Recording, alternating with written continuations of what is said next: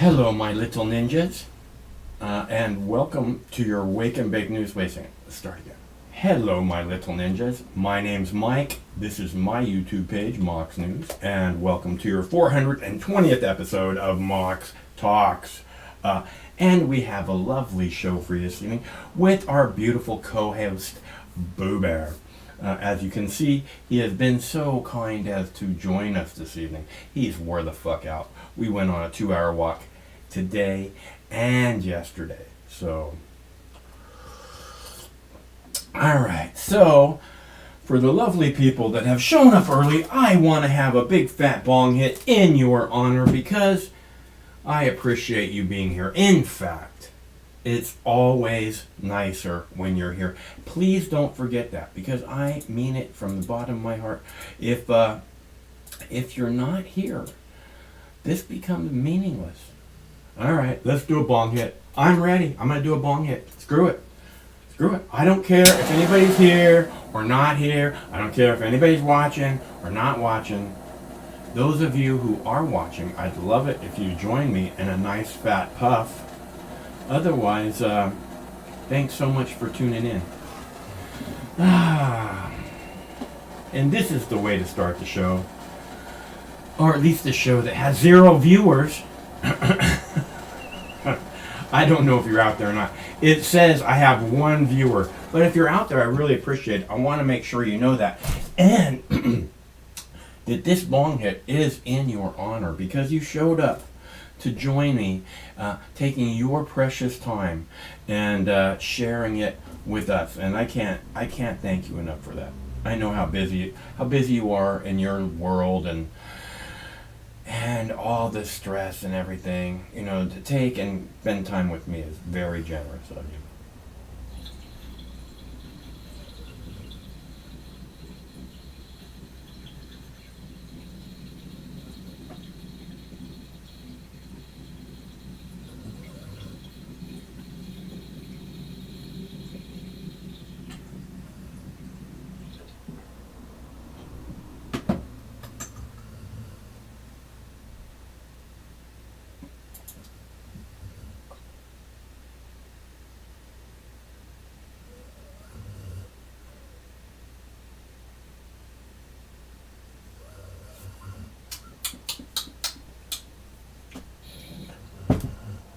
All right, so that's a good way to start the day. Thanks so much.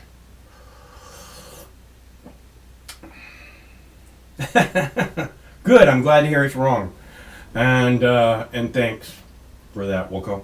All right, so I'm not sure where we're at, except for to say, I actually have the perfect clip that describes the state of America at this moment. Actually, not at this moment. It's the state of America that we've been in for at least 20 years, minimum. I'm going to play that for you really quick. I have a longer clip, but I'm going to play this short clip really fast because I just want to show you where it is that our country's at. At least, you know, this is the way I perceive it. Spike, I want to start with you in this talk about chemical weapons. Is the State Department trying to goad Russia into using them? Well, if they did, it would be the first time that the U.S. government ever lied about weapons of mass destruction in order to inflame tensions and possibly lead to U.S. invasion. So if that were to happen, we'd be treading new ground here. Joining us now in studio. If the U.S. were to lie about chemical weapons in order to get us into a war, that would be treading new ground. And obviously he's saying that sarcastically, but what I see happening is I see Joe Biden accusing Putin of being a war criminal. Of course Putin's a war criminal, but you know what? So is Barack Obama, so is George Bush, so is Dick Cheney. Joe Biden was the vice president under Barack Obama, so I'd say he's guilty as a war criminal also. Okay, so, you know, and it's not like these different levels of war criminal, right? Oh, he's just a little war criminal. You know, he just did the little war crimes. Nobody'd even notice if it wasn't for this big old trial. That's not the way it works. And little war crimes don't actually happen, okay? Barack Obama is a war criminal because he bombed hospitals, because he bombed weddings, because he bombed funeral parties, okay? And all of those things are war crimes. And he did it lots of times. So Barack Obama is at least just as evil as Putin. Okay, he's the one who fucked up Libya. It just goes on. It goes on. He's the one who pushed us into Syria. Fucking George Bush and Dick Cheney wanted in Syria so bad. Barack Obama took them there. Okay, so, and Joe Biden, by the way. So this throwing around this fucking war criminal bullshit is very much like calling people Nazis. These truckers are Nazis. These protesters are evildoers. They're homophobes and violent criminals. Being a war criminal is a big step beyond that. Okay, and these terms should be reserved for people who are war criminals. I'm not talking about some soldier out in the field doing some stupid shit. Okay, I'm talking about, generals ordering a platoon of soldiers to do some stupid shit. Generals ordering a drone to drop chemical weapons and then blame it on Syria, which it wasn't even a chemical weapon attack. But this is so easy to make happen. It's so easy to imagine making happen when you consider the fact that... Spike, I want to start with you in this talk about chemical weapons. Is the State Department trying to goad Russia into using them? Well, if they did, it would be the first time that the U.S. government ever lied about weapons of mass destruction in order to inflame tensions and possibly lead to U.S. invasion. So if that were to happen, we'd be treading new ground here. Joining us now in studio, Delaware. We'll get to the joining us now part later. But all I'm saying is Bin Laden didn't blow up the towers, okay? It'd be the first time the U.S. ever lied about something to get us into war. This is the kind of piece of shit government that we have. Death and destruction. That's what this government brings. It brings death and destruction wherever it goes. We could be this shiny beacon in the world that fucking helps people survive. But no, what we bring, what your tax dollars bring, and I'm talking about more than 50% of the tax dollars that go to the United States. Okay, you're all like, oh, they're taking care of homeless people and giving them food stamps. Fuck. More than 50% of your taxes go to making war, go to bringing death and destruction. More than 50%. This is what the United States is all about. Period. End of story. Okay? That everywhere the United States goes, death and destruction follows. Okay? So yeah, Putin's a war criminal. I don't give a fuck. I want to take care of the war criminals in our government. Okay? Putin is not my responsibility. No other fucktards around the world are my goddamn responsibility. Okay? Let them be fucktards all they want. Okay? But my government using them as an excuse so that they can be even bigger fucktards, even bigger war criminals, using your tax name, ruining the clout that the United States is supposed to have. That I don't think we have anymore anyways. Lying to us. Again, I don't care about who's a fucking war criminal. I'm sorry. I don't give a fuck. Except for the people in our government that are war criminals. This includes Nancy Pelosi, Mitch McConnell, and pretty much, not every single one, but pretty much every single motherfucking member of Congress since 2001. War criminals. And this is why nobody stands up and says, the war criminals, George W. Bush and Dick Cheney, need to be held accountable. We need to talk this out at the very least. Otherwise, the United States loses all credibility.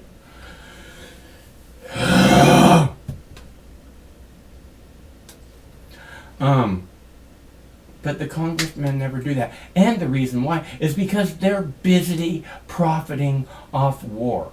Which, in my opinion, if you vote for war, if you're in a position where you have the responsibility to decide whether or not your country, whether or not the United States goes to war, if you have that kind of responsibility, and all that matters to you is you're going to make money off the war, the reason you vote yes to go to war is because you know you're going to make big bucks off of it.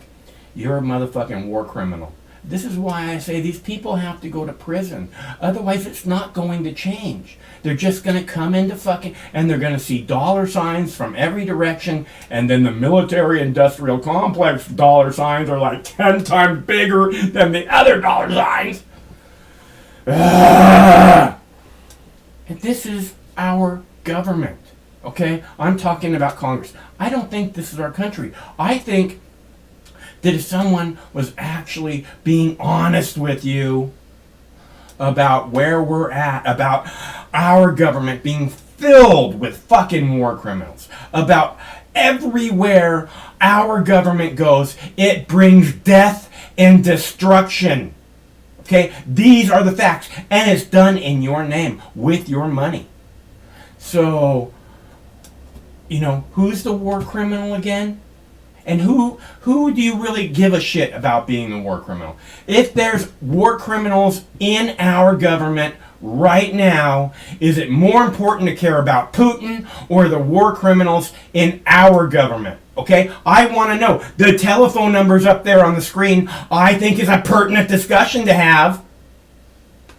Or is it just me? Because it's not going to be just me for too long. I just said pretty much what I want to say, unless I have someone to bounce it off of.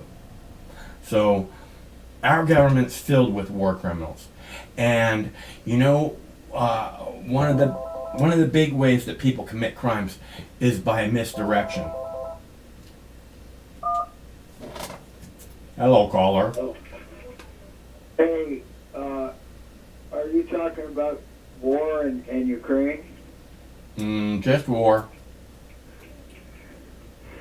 Well, we got to do something to save the people of Ukraine, because they're taking the babies out of the incubators in Ukraine, and the Russian soldiers are skewering them on their bayonets and walking around killing old women.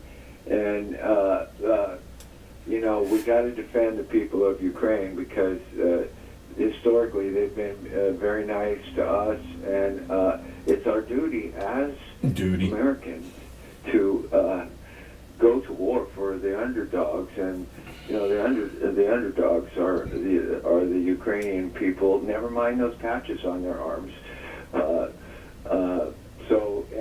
We got to think about the people that work at Raytheon and Boeing and all the missile manufacturers, and we're going into a recession, so we don't want those people to become unemployed. So it's really it's the American way. We have to stand up for the American way and all the people that support us, like the Ukrainians. The Ukrainians and Russia is the evil empire. They're one of the three axles of evil, like Axl Rose from that band. I can't remember their name. Guns N' Roses. Guns N' Roses. That's what America is. We're Guns N' Roses. Man, we're just guns. Roses. We give roses to the people we like, and we need to give guns to Ukraine to save lives. Yeah. Because we all know guns save lives. Yeah. Yeah. I mean, I'm 100% on board with what's that? What's your friend down south, the black guy, 10-star Brandon? Hey, dude. You when you got 2 bronze stars, then you can talk shit about that stuff, okay? Well, I'm not talking shit. I'm telling you, I'm on. You're talking shit. Otherwise, I wouldn't be calling you out on it. I am not, man. I'm a patriot. I mean, just think about, what are we going to do with all those unemployed soldiers? build houses for the homeless? No. Wouldn't that be awesome? Oh my God. I think it might be against the law to have. We'll put him under the command of Jimmy Carter. Yeah, right. Yeah, you got to hand it to Jimmy Carter. The guy still can cut a straight line and pound a hammer. I'm working with a guy who's 76. Yeah. Huh. He can swing a fucking hammer, baby. Well, you gotta give Carter props, because he didn't just go and fucking kick back on his ass, and say, yeah, I'm so great. He actually went out there and continued to help people. And that's the thing, is when you have the clout, again, the microphone of the President of the United States, it's not just a matter of doing the right thing, it's that you can help this, more than almost anybody else, because you have this super loud microphone. It's like your responsibility to do it, even if you're not president at the time. Hey, I wanted to ask you a question about starts. Marijuana. About starts. Yeah. Marijuana. When you start, you just start regular seeds, not feminized, right? Well, this year I think I'm going to go with all feminized. Is that right? Huh. Yeah. That's interesting. But you want to ask me about my previous years? I want to know, how big you start them in solo cups, or what do you start them in? Yeah. Solo cup is good. Just make sure you got good drainage. That's all. Yeah. Well, is it better to start them in 1 gallon or a solo cup? Yeah, solo cup. Yeah. Okay. And then how And long? they got special. How they got long is special it? racks. How long is it before you know if they're males or females, approximately? Oh, that's a tricky question. Like, is it the 4th node or the 6th node, or? I would have to say the 6th, dude. I mean, Yeah. sometimes you can tell at the 4th, but some of them are like they've been taking gender counseling from California Well, teachers. And you stuff. don't plant And them. they're You don't plant them questioning until you know me. what sex they are, right?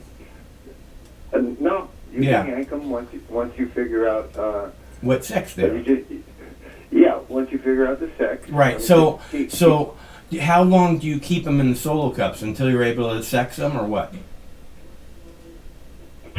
No, you can plant them.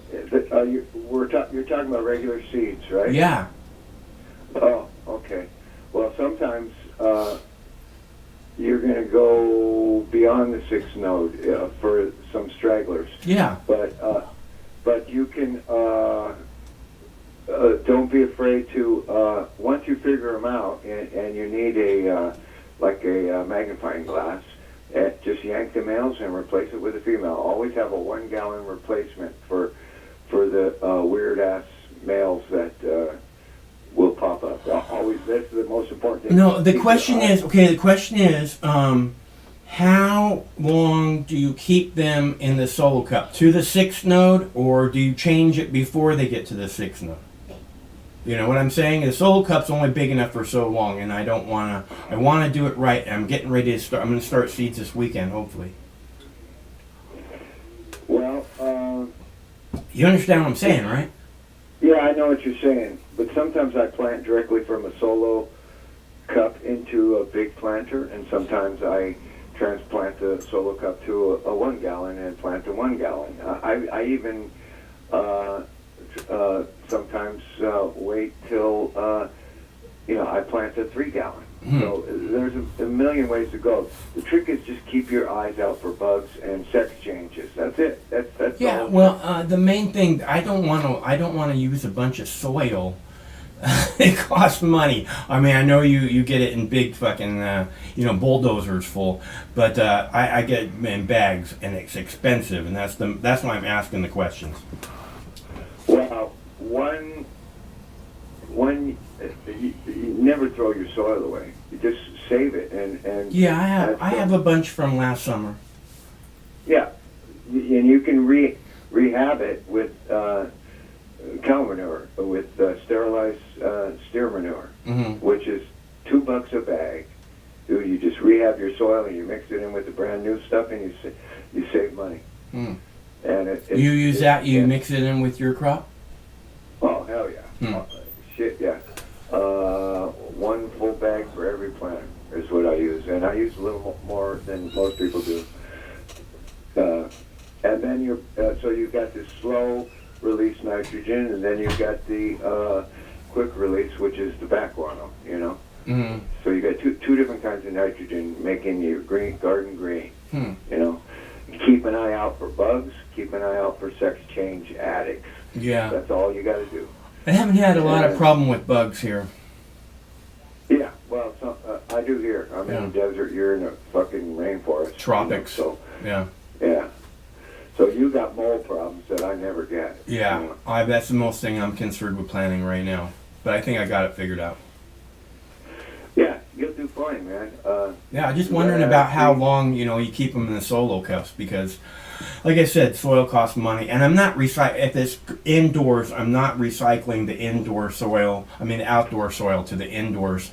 I'll use it outdoors, but I'm not bringing in outdoor soil.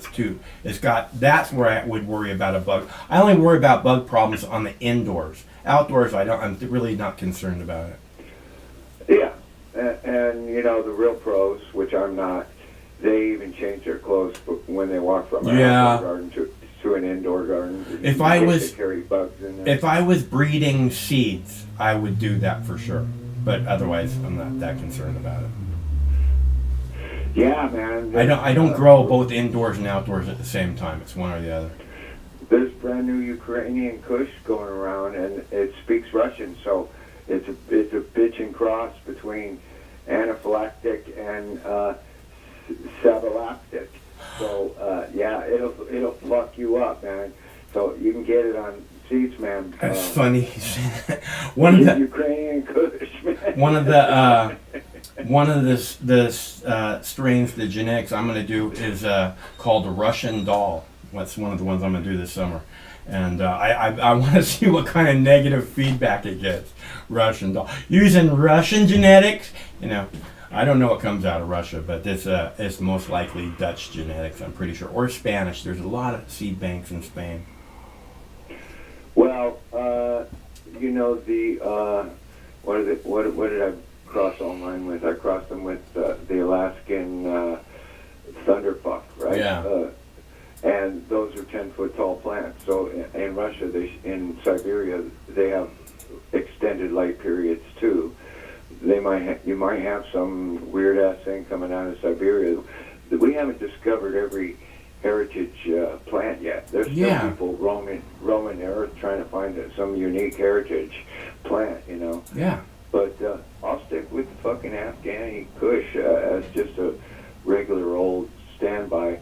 Cushadelic is the most beautiful plant I've ever seen.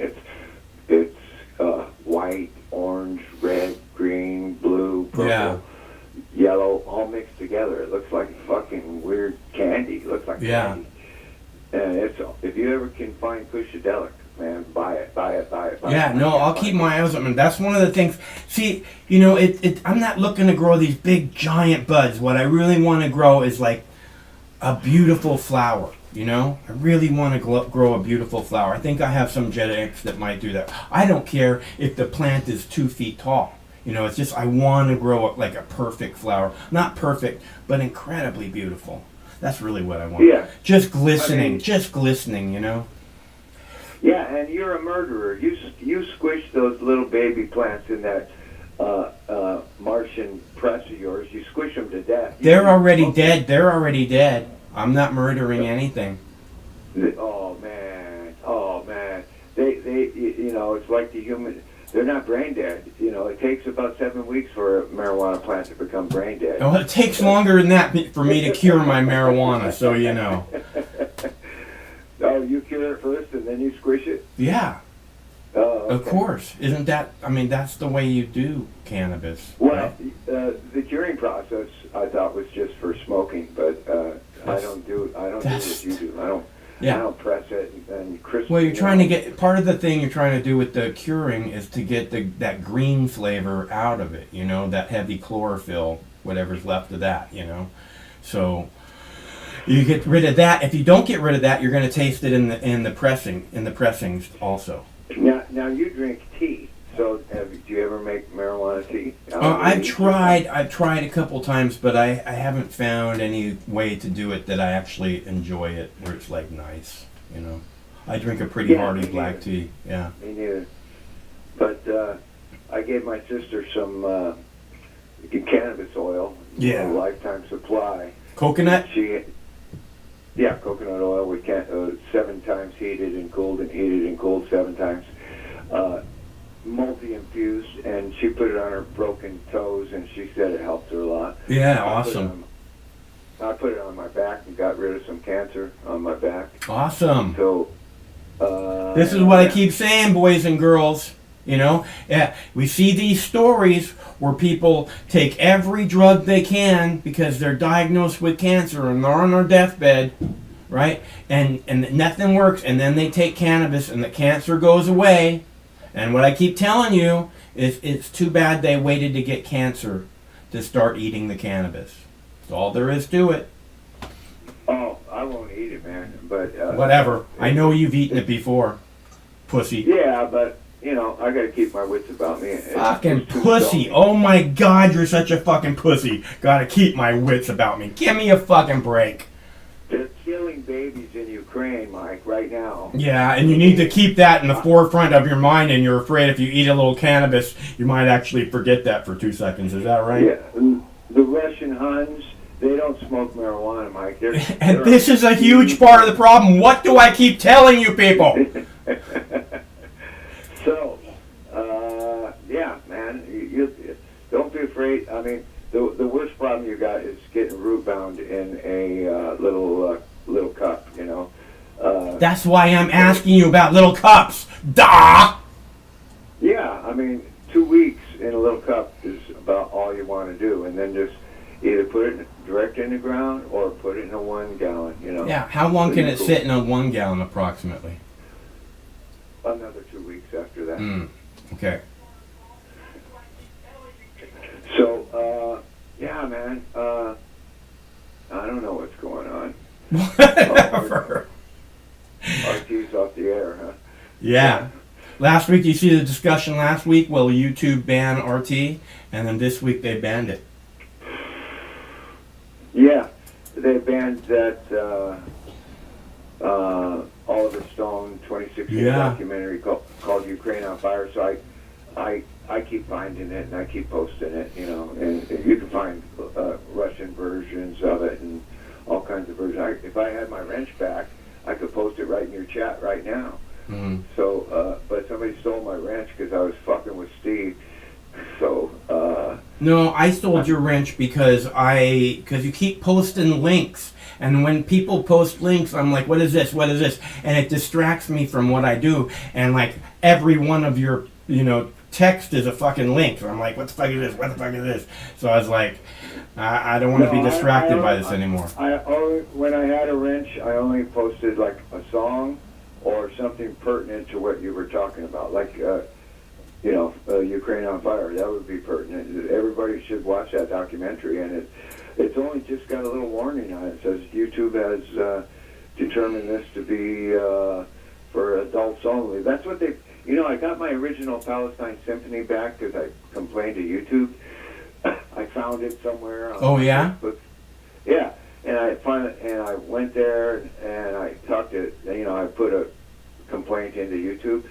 And they gave it back to me, and they just put a warning on it because I had dead babies. Some people might find that offensive to have dead Palestinian babies. Well, I find it offensive. Yeah, I find it offensive too. But finally, after I don't know how many years, they gave me back the original, which was made in 3 hours during the 2014 bombardment of Gaza. I took a break from the activism to get my yayas out and create something, right? Took 3 hours, and then somebody, probably a Zionist, complained oh, this is offensive, and then YouTube took it down, and I found it again about 2 weeks ago and got it back. I was watching a South Park episode last night, and one of the kids was protesting violence on TV, and they kept, like, character after character kept looking at him saying, "You sound like a Jewish mother." That was hilarious. And the one kid said, "You sound like your mom." Well, I've seen the Jewish mothers. They're pretty horrible, man. I'm not concerned about it. I just thought it was funny. I saw a Jewish guy happy that his mom had died and he'd inherited her money. Look, you know what? I know a lot of people that are happy waiting for their parents to die so that they can get their money. Their money, so they can get their money. So you know. Yeah, and I think even the Congress at certain times during recent history has tried to up the inheritance tax or get rid of inheritance clauses, So you got to work some kind of legal miracle, put your money in a trust so the IRS can't touch it or something. They charge you money to be, they tax you to be born. I hate to sound like George Harrison, but they tax the street, they tax your... Why? Why would you hate to sound like George Harrison? Number one, you're a musician. Number two, George Harrison's fucking awesome, dude. Yeah, he wrote that song, Taxman. What are you saying? I hate to sound like him. Why would you say that? You're lucky to be able to sound like him. So, they'll tax you when you're dead. Even, like, oh, you died, so we get money. I mean, what's just about that? This government, like I said, look, and they take this money so they can spend it making death and destruction. That's what this government does. They make death and destruction, and they take away your freedom. They use this money to take away your own freedom every single day, more and more. And you know it's true. The government is the reason that RT is no longer on YouTube. 100% the government is the reason, okay? YouTube's just appeasing them. It's not like YouTube is going, oh, we can't have the busiest fucking news webpage we have on our channel. We can't do that. That's not what YouTube... The fucking government is going, yeah, we want Russia Today gone. And the pussies at YouTube, at Google, who don't have the fucking balls to stand up for freedom of speech, do nothing but comply. Okay? Their job is to stand up and fight for free speech, and they don't do it for 1 second. Okay? Otherwise, they just have less and less things that can be acceptable speech. You have to fight for it. But maybe that's what Google wants, is the total control of speech. It sure looks like it to me. Well, and then Russia said Facebook was spamming propaganda all over Russia. Snapchat, so they banned Facebook. Yeah, go ahead. I got a smart Russian guy on my Facebook feed, Alexander something or other. He found a way around it to get around the Russian Facebook. So I'm talking to him, and he's in Russia, Mm-hmm. So he found a way around it, and. If you know what you're doing and you were prepared for that to happen, it's not going to be that difficult. If you already know, if you know it's coming, you get prepared, and then it's just, you just start on, I'm not Russian, and then you got it covered, But you got to do it ahead of time, makes it a lot simpler. Well, I don't know. I think it's a tech trick. You gotta go through some other kind of server or something to get to Facebook, Yeah. Oh, you know what I love, right, about this whole thing is they keep talking about the cyber attacks that are coming from Russia, right? And I'm telling you right now, the vast majority of these computers are locked down so fucking hard, except for the fact that both the CIA and the NSA are inside your computer, and there's nothing you can do about it. So when the cyber attacks come that they're warning us are on the way, it could happen at any moment, they're coming from your government. At least a hell of a lot of them are coming from your government. Also, this cyber attack bullshit that could happen at any moment has been going on as every moment for as long as there has been an internet. So what they're saying is complete and utter bullshit, again, to drive the Russian fear. For those of you who are not aware of what's happening just yet.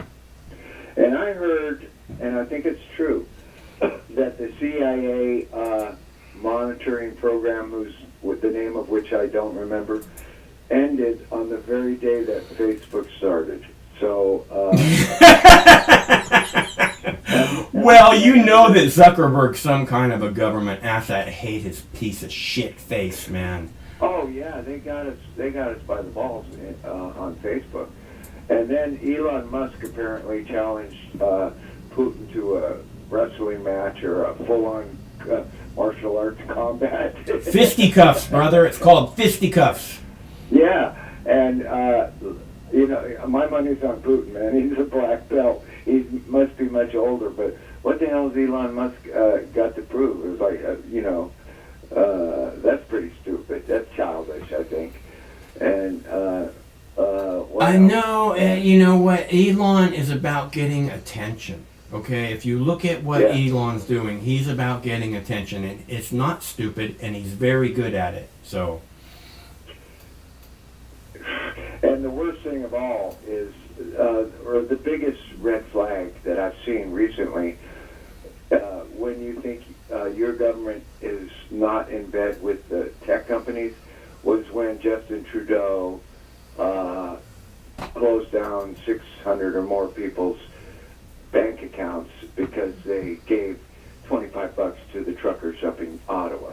That was the biggest red flag I've seen recently. So they want to control your bank account. They want to control. They want to monitor you wherever you go. They want to spy on every conversation. They're probably listening to us now. They want to know who holds what opinion about what, and they want the Ministry of Truth. It's like they even went after that guy in Utah, Mitch something, the Mormon. I can't remember his name.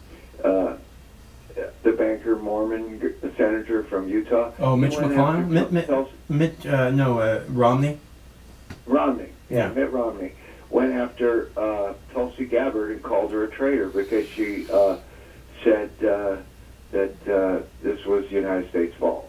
Yeah, I posted a video on Monday. Was it Monday? I posted a video on Monday of The View, and the women on The View were calling Tulsi Gabbard treasonous, and calling for Tucker Carlson to be arrested. It was ugly. I posted that video, and 4 hours later, Disney had a copyright claim on it and took it down. Wow. Hey, got another caller. Okay. Talk to you later.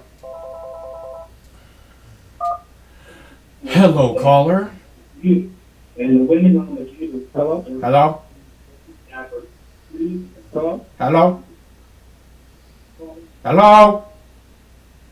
Yeah, this is Max. Yes, Max. What's up, G? Yeah, I'm trying to get through. Am I on live now? Yes. Oh, I'm sorry. It's Max. all good. I'm It's all looking at good. Good to hear from you. On YouTube. Right on. What's going on? Yeah, so let me turn you down for a second. Yeah, man. This is Harry from DC, and I'm a long time follow your channel from back from the Ronald from the Ron Paul days. Right on. And so I'm a long time viewer, first time caller. Well, it's good to have you here. Oh, thank you. I just wanted to talk about some things that you brought up yesterday and today. First thing about the RT. It's a lot of different ways to watch RT. Like I know, as long as you get on a different search engine. Yeah. That's not connected to Google. You can watch it. Yeah, it's not that hard to get RT. The point is that the censorship that's going on is off beyond the pale. It's unacceptable. And again, RT Russia Today News was the most watched news channel on YouTube. Okay, so that means a lot of people trust what they're saying. You're not going to waste your time with bullshit news. Okay, if you're aware at all. So this was the most trusted name in news on YouTube. Okay, so and they're blocking it, they're censoring it. They don't trust you. They don't want you to be able to view certain things, which is beyond obvious. Sorry. Go ahead, man. What's your name? Yeah, I'm not sure if you can see my name, but I'm just going by Harry for the show. Okay. Yeah. Another thing is, like, you spoke yesterday about the basically the mercenaries going over to Ukraine. Yeah. And yeah, that's pretty much what's happening. I hope you don't mind me just kind of speculating a little bit. That's pretty much what's going on. Like, these mercenaries, these contract killers, like, they're going over there to pretty much, like, do what they do. Yeah. Do what they're told to do. Do what they're told to do. And the question is, do they ever question what they're being told? Do they say, oh, no, that's not right? I don't think so. I think when you're making $2,000 a day, you do what you're told to do. Yeah, I think they're doing what they're told to do. Sometimes I just wonder, like, what do they do, like, when they're not, contract killers in other countries? Like, I'm under the impression, and I apologize for the speculation, but I'm under the impression when they're not contract killers, they're like serial killers, like here in the United States and around the world. Yeah, I mean, you go on vacation, let's say Vietnam, there's these fucking recluses that live out in the jungle. You're a hunter, you go and find one, you waste it, boom, and you get your fucking jollies and fucking cum all over it or whatever you do, It's not that complicated. Yes, sir. And just one more point. I'm kind of under the impression, like, these folks, these contract killers, these international mercenaries or whatever, they're kind of like on the same level as like Jeffrey Epstein to a certain extent. Like, when they found, like, all those different passports and Jeffrey Epstein's, like, house. Yeah. In New York, like, I think those people are on, like, that same kind of level. My guess is that there's a good chance they have more than one passport. It depends. There's some people that are on that level, I'm sure, but I don't think it's a really long list. I think most of them are just over there to shoot people. Basically, they like shooting people. Yeah. Yeah, they're definitely killers. And this is actually the last point. I think on yesterday's show, somebody was talking about, like, why so many, like, contract killers or mercenaries from Canada and the UK and from the US going over to Ukraine. Right. And I don't want to be too I don't want to sound too far out there, but I think it has something to do with the fact that Ukraine has such a strong, like nationalist, white nationalist sensitive. Yeah. Like the whole Nazi thing is attracting these people from America, UK, and Canada out to come out there and help defend Ukraine, because again that nationalist, like, influence in the country. I think it's either about making lots of money or they really like killing people, one or the other, because it's one thing to support some kind of ideology. It's another thing to put your face right in front of a gun in order to support it, Unless you like that situation. That's what I'm saying. Either they like fucking, being there shooting at people, or they love making lots of money, which my guess is both. But being there because of some kind of political ideology is probably low on the totem pole for why they're there, in my opinion. Yeah, I saw some American guys out there. They didn't appear to be attached to any type of like military background. Yeah. At least they didn't appear that way. And you know how that goes. But so I was like, why are they out there? And I think it has something more to do with their political ideology than their monetary gain. Well, if you're in that situation where you're in this theater of war, I think you probably don't want to be wearing any kind of uniform, just because it identifies you real fast, and you want them guessing about who you are as opposed to being part of this organization that just fucking murdered 100 of your guys. It would make sense that a lot of them are just, in some kind of like a urban type of camouflage as opposed to a military type of camouflage. You know what I'm saying? Yep. Hey, Mark, so I really appreciate the show, man. Keep up the good work, and thanks for your time. Hey, you know what? Are you sure you said what you want to say? Because I interrupt people the fuck a lot. So if there's more that you want to say, I'd love to hear from it. And if not, that's fine too. But please call back in the not too distant future. Okay? Yes, sir. Thank you so much. So you got it all out then? Yeah, I think so. Okay. Well, if you decide differently, just call back. Okay? Okay. Thank you. All right. Thank you. Cut him off on the bye. Bye.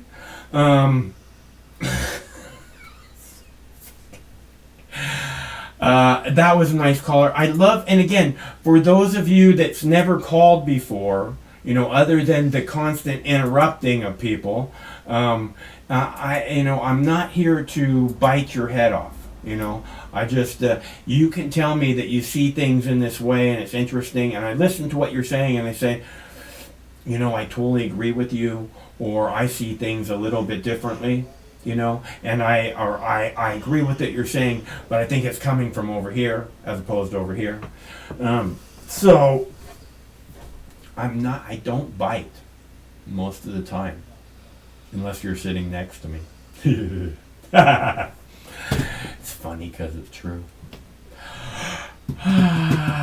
Where shall I gotta have a drink of water. Gotta have a drink of water because water's good.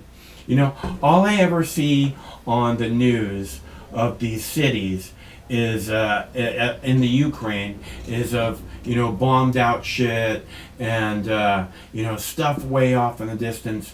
I know it's dark right now, but we've had this same view for days and days and actually weeks, and in the time that we've had it, we've watched often the sun rise over Ukraine, and although with the daylight savings time we might not get it tonight. We've watched the sun rise, and I've never seen these plumes of smoke or at night fire or anything. So, and Brandon was saying, in the movies it doesn't look the way it looks, and shooting guns don't spark all over the place. I get that. I shot a lot of guns. I never seen one go like a firecracker. But I did watch Baghdad get reduced to rubble, and there was a lot of fire then, a lot of big flames. And as I've said before, if it was us invading Ukraine, all these buildings would be smashed, and it doesn't matter who lives in them, because that's what happened in Baghdad. That's who our Pentagon is, who our government is. They did this on purpose. They had a big discussion and said, I want nothing left alive in this radius being Baghdad.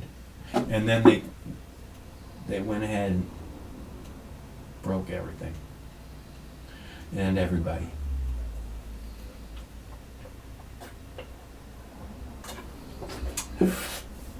And I hope when you hear this war criminal shit being thrown around about Vladimir Putin, that you understand that when they leveled Baghdad into nothing but rubble and blood, it was all based on lies. And they knew, the Pentagon themselves, everyone in the Pentagon knew it was all lies. And it didn't matter. Doesn't matter. We're the ones telling the lies. Come on, figure it out. It's not that it doesn't matter. It's that we want to go and murder a bunch of people in your name with your tax dollars. Because that just boosts the credibility of the U.S. government around the world and the United States and all the people of the United States. Right? Talking about urban camouflage. A lot of people, like people who used to wear backpacks with a flag on it, saying, yeah, I'm from a foreign country. They still do that, but pretty much no one wears the American flag because they don't want to be fucking jumped on by people talking about, how can you have done this to the world? Because America did this to the world. Okay? America is the one who ships these weapons everywhere in the fucking world. You know why? Because these people over here are willing to pay for it. Shit, they'll even get way more than they can pay for, and we'll be happy to supply it to them, and then we own them and they do what we say. Because, you know, they owe us. They owe us big time. And it works that way in a lot of different ways. If you read Confessions of a Corporate Hitman, is that what it is? It sounds right. It explains a lot how the government works. Got sidetracked there. Right? So it's the U.S. that spreads the death and destruction around the world. And I don't blame the U.S. I think the people of the United States are really, really good people. Just like the people everywhere around the world. It's just we're led by complete and utter evil. And I think it's really important to look at all of them as if they are the war criminals that they really are. Because our government has pretty much all war criminals in it. I don't care what side you're on.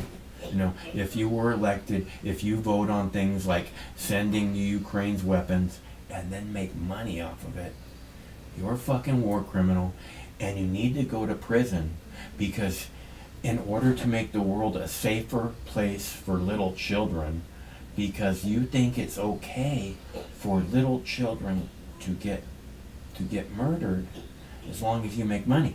Again, i.e. Iraq, and how this is going to spread. Now, and when I say they should be imprisoned, make the world a safer place because they make money off of little children dying, it's not just that they make money off the little children dying, it's that they created the fucking war in the first place.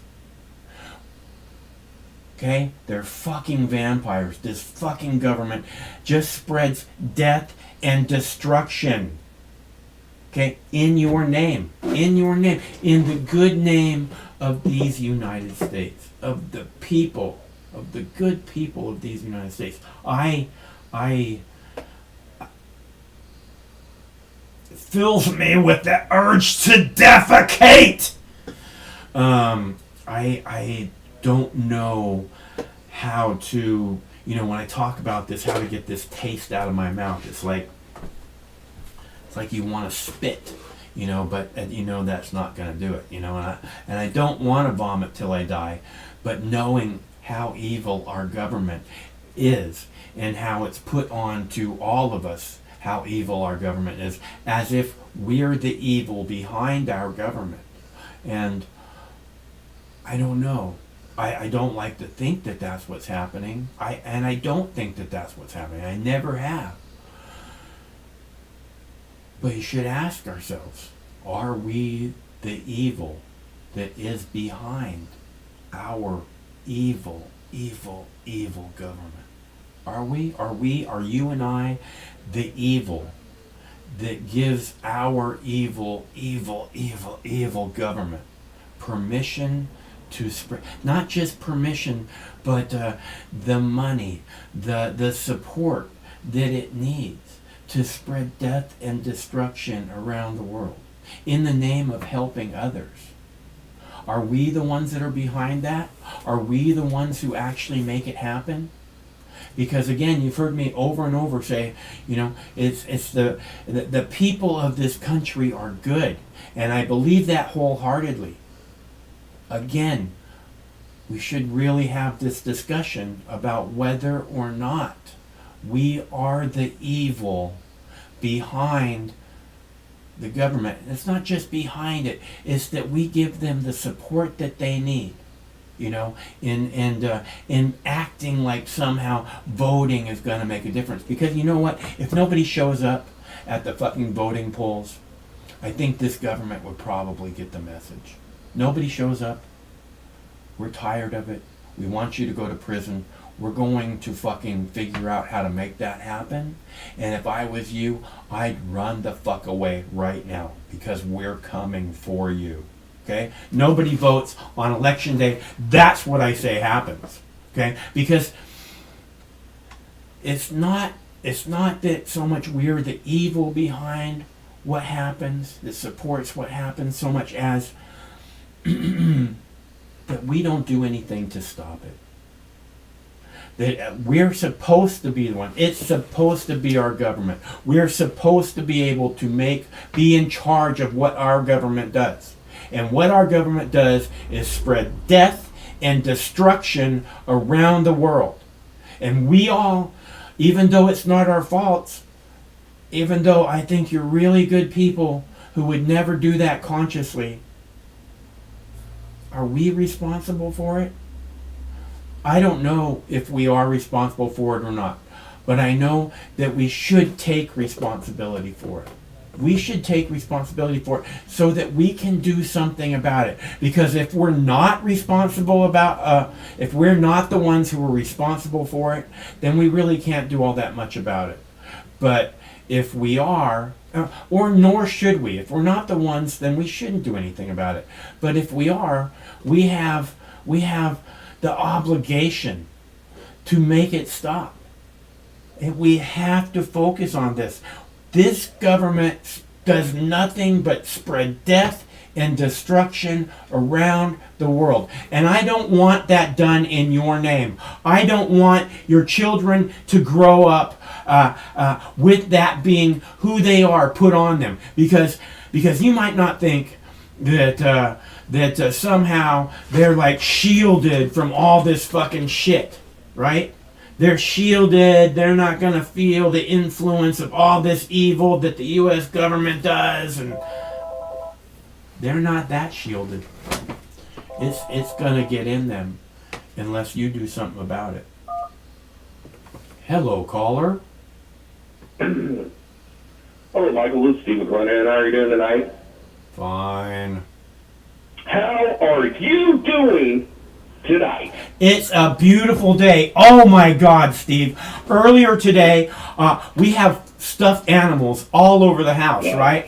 And earlier today, out on the deck, I saw a squirrel. Actually, I saw it twice, and it had this stuffed animal. It had this stuffed animal, right? And the squirrel is like, I thought that it was worried about the stuffed animal being hurt or something, but it keeps like pushing the stuffed animal and like playing with its fur and stuff, right? And I'm watching it, and then it grabs the stuffed animal and it runs off with it. Oh my God, that squirrel's in love with the stuffed animal. And it takes it over to the corner of the yard, right? And in the corner of the yard, there's like this stairway that goes up about 4 feet, right? And the stairs are pretty big. And the squirrel's like trying to get this thing up. The stuffed animal's like twice the size of the squirrel, right? And he's trying to get this thing up the stairs. And he got it up the first stair. I was very impressed because it took him a minute to do that. But it was impressive. I know, right? Yeah. This is fucking amazing story. Continue. Is that it? Well, then, earlier in the day, when we were out walking, I saw these 5 What crows. about fucking the squirrel? The squirrel ran off. He got the stuffed animal up. He got the stuffed animal up on the first stair, and then it looked like he got scared. Rufus was walking his direction. He got scared and ran off. You are some squirrely motherfuckers. I tell you what, Michael. I tell you what. I wonder what the fuck that squirrel was planning on doing with that stuffed animal. Yeah, well, I think he just liked it. If he wanted to do something perverted with it, he could have done it right there on the deck. He's not shy. He just How do you know? He just needed a friend. He thought that the stuffed animal was a good listener. He probably was. Fucking doesn't say shit, never talks back. Fucking just always there. Hey, we got another caller, okay? Thanks for calling. Talk to you later.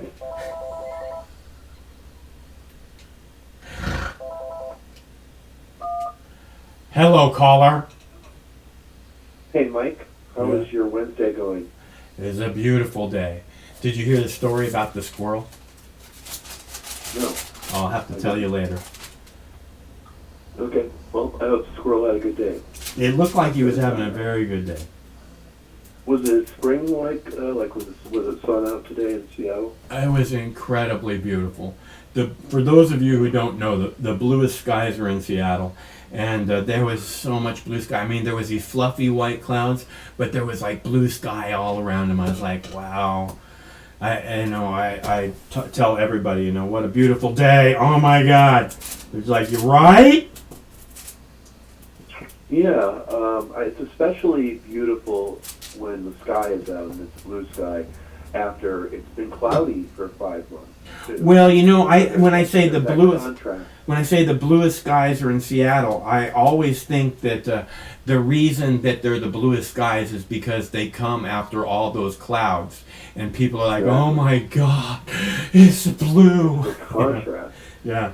But by midsummer, it's pretty true. By midsummer, it's like generally like the sky is very clear and sunny very often. It's very nice. Yeah.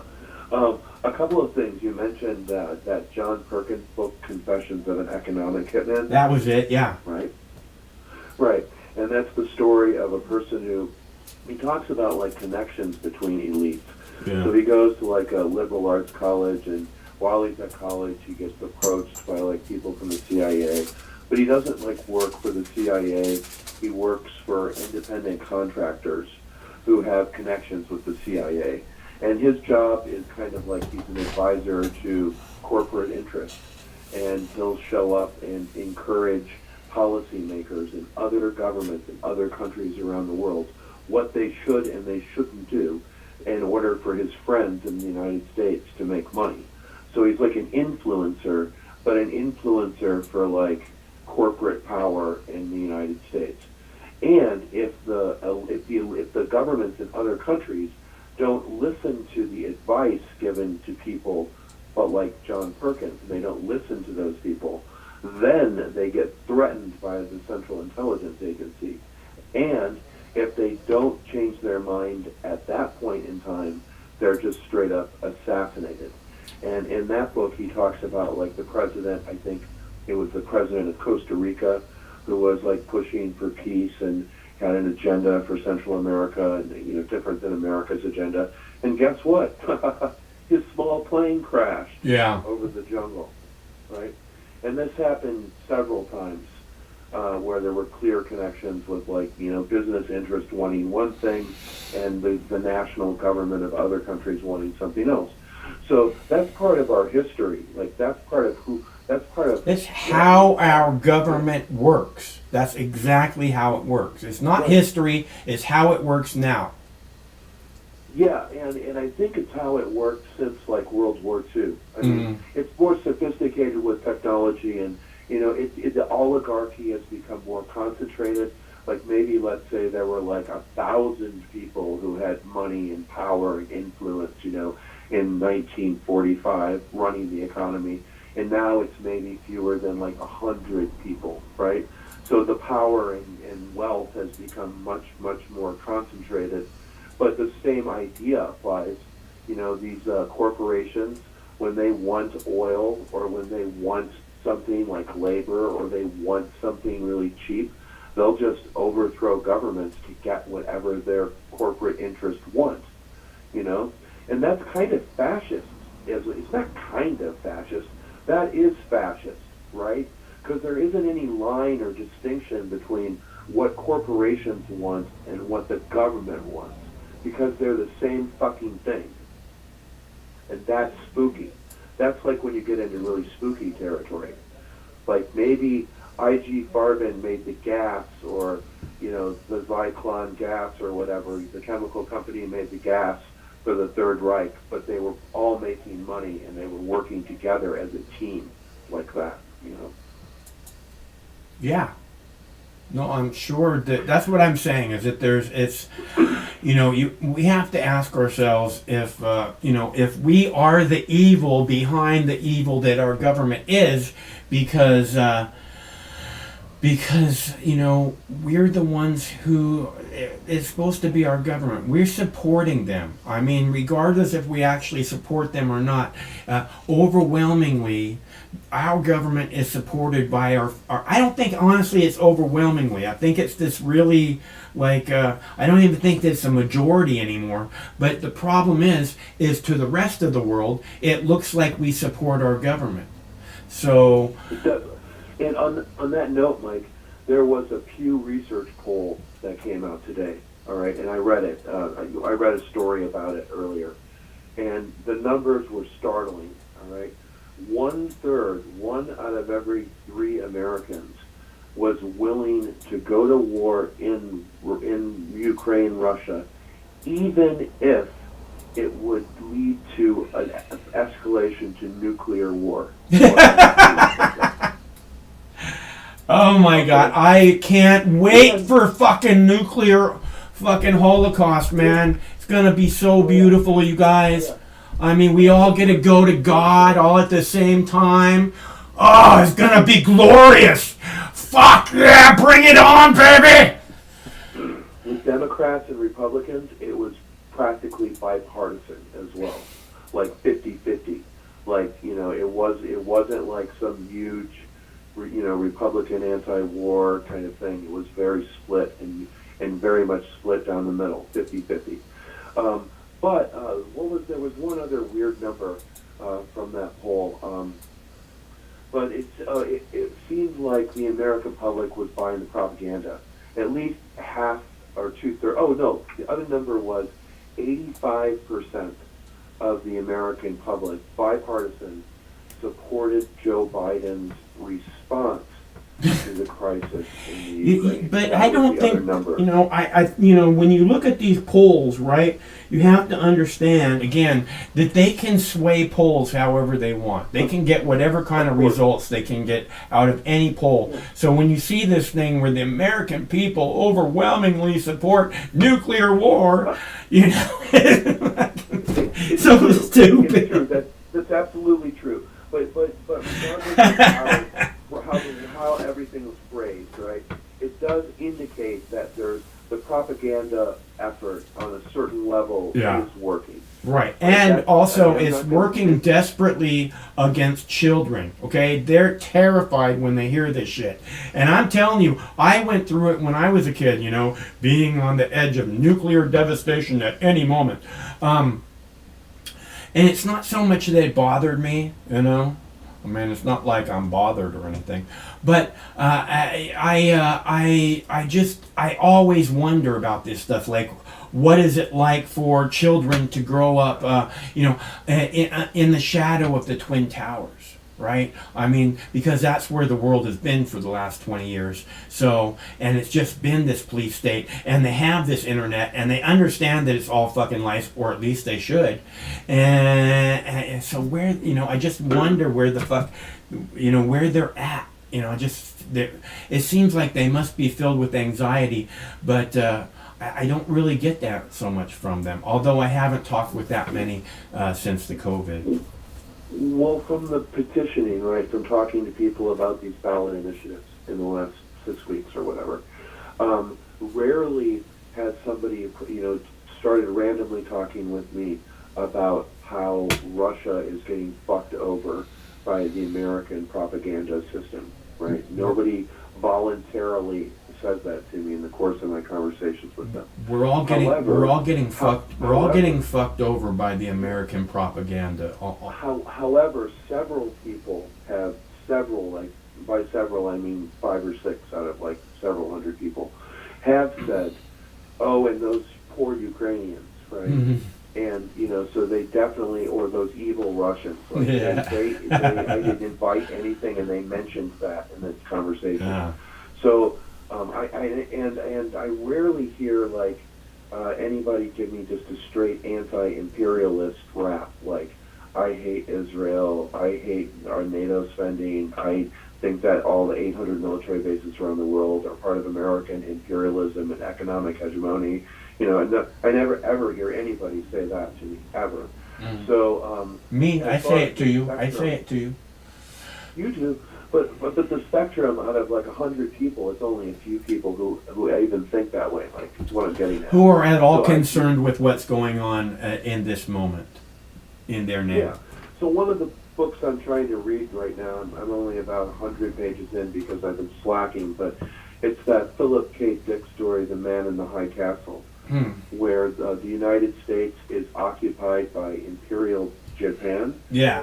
Half the country is occupied by Japan, Uh-huh. and then the eastern seaboard, the south is kind of this proto-fascist, Southern Confederacy Yeah. that's got a lot of, and then in the eastern part of the United States is run by Nazi Germany. And then the characters in the book are Americans like 25 years in the future, and how they're interacting by having to be submissive to Japanese and German rule Yeah. as they're ruled Yeah. over. And there's a lot The of- Prime has a TV series of that story. I'm sure. I'm positive that they do. Yeah, there absolutely is a series of Yeah. based on this story. But that's what I'm reading, and it's an interesting idea because think about what and it's kind of was making. I think he was making fun of American imperialism in Germany and in Japan and in Korea, right? Yeah. So he's writing it from the other perspective, like what would it feel like if this imperial power with complete different cultural customs that you have and so on occupied your fucking country, golf courses, baseball games, McDonald's, all of the shit that like is American culture, right? Yeah. Being pushed on these ancient civilizations. And at the end of the day, even though China does have kind of like a corporate state, like the United States is like a corporate state, it's much fucking older. It's like 4,000 years old or something. Yeah. Its civilization, it hasn't moved or anything. It wasn't a bunch of colonists who just moved someplace, killed everybody, stole the land, brought slaves, and made capitalism Yeah. work. They actually It is have a that way, history, right? a serious history, which I think is much older than 4,000 years. So, at least Yeah. twice that, in my opinion. It might be like 5,000 or 6,000 years old. Like, I mean, I know that people have lived in those valleys, those river valleys, for a really, really long time. I mean, I realize that. But like, let's say one of the oldest civilizations on Earth, Yeah. and that being the case, like, what the fuck? Like, why would you villainize or vilify those people? Like, what the fuck is wrong with them? Or anyone And else. we're- But yeah, why the fuck are we doing that to anyone? Yeah. It's not our business. You know what? I mean, and you know why they do it? Is so that when they do evil, it's like this misdirection thing. They point over there, and people are, you know what I mean? They're like, oh, well, we're not that evil, Yeah, well, remember I was telling you about that movie from the 1950s about American gunboats on Chinese rivers in the 1920s, right? Mm-hmm. So we literally had American naval boats patrolling the rivers of China when like European powers occupied parts of China, basically. Yeah. And we supported the other side in the Civil War that lasted like 15 or 20 years or something, right? We were on the wrong side of history. Well- we supported the fascist guy, the nationalist. Right, but Not that's... Taishak. who went to Taiwan, right? Yeah, but That was who we supported. well, it wasn't about being on the right side or the wrong side. It was about making money, and I'm sure that they made lots and lots of money. You know, they don't give a fuck about being. I mean, at this point, it's been made clear to anyone who's. You don't even have to be slightly intelligent to be aware of the fact that it's always about money when it comes to this war shit. It's not about protecting anyone. It's about seeing an opportunity to fucking pour billions, hundreds of billions of dollars straight into the pockets of evildoers who just spread death and destruction around the world. They might have fucked up, I think, like geopolitically and strategically. They might have fucked up, and this is why.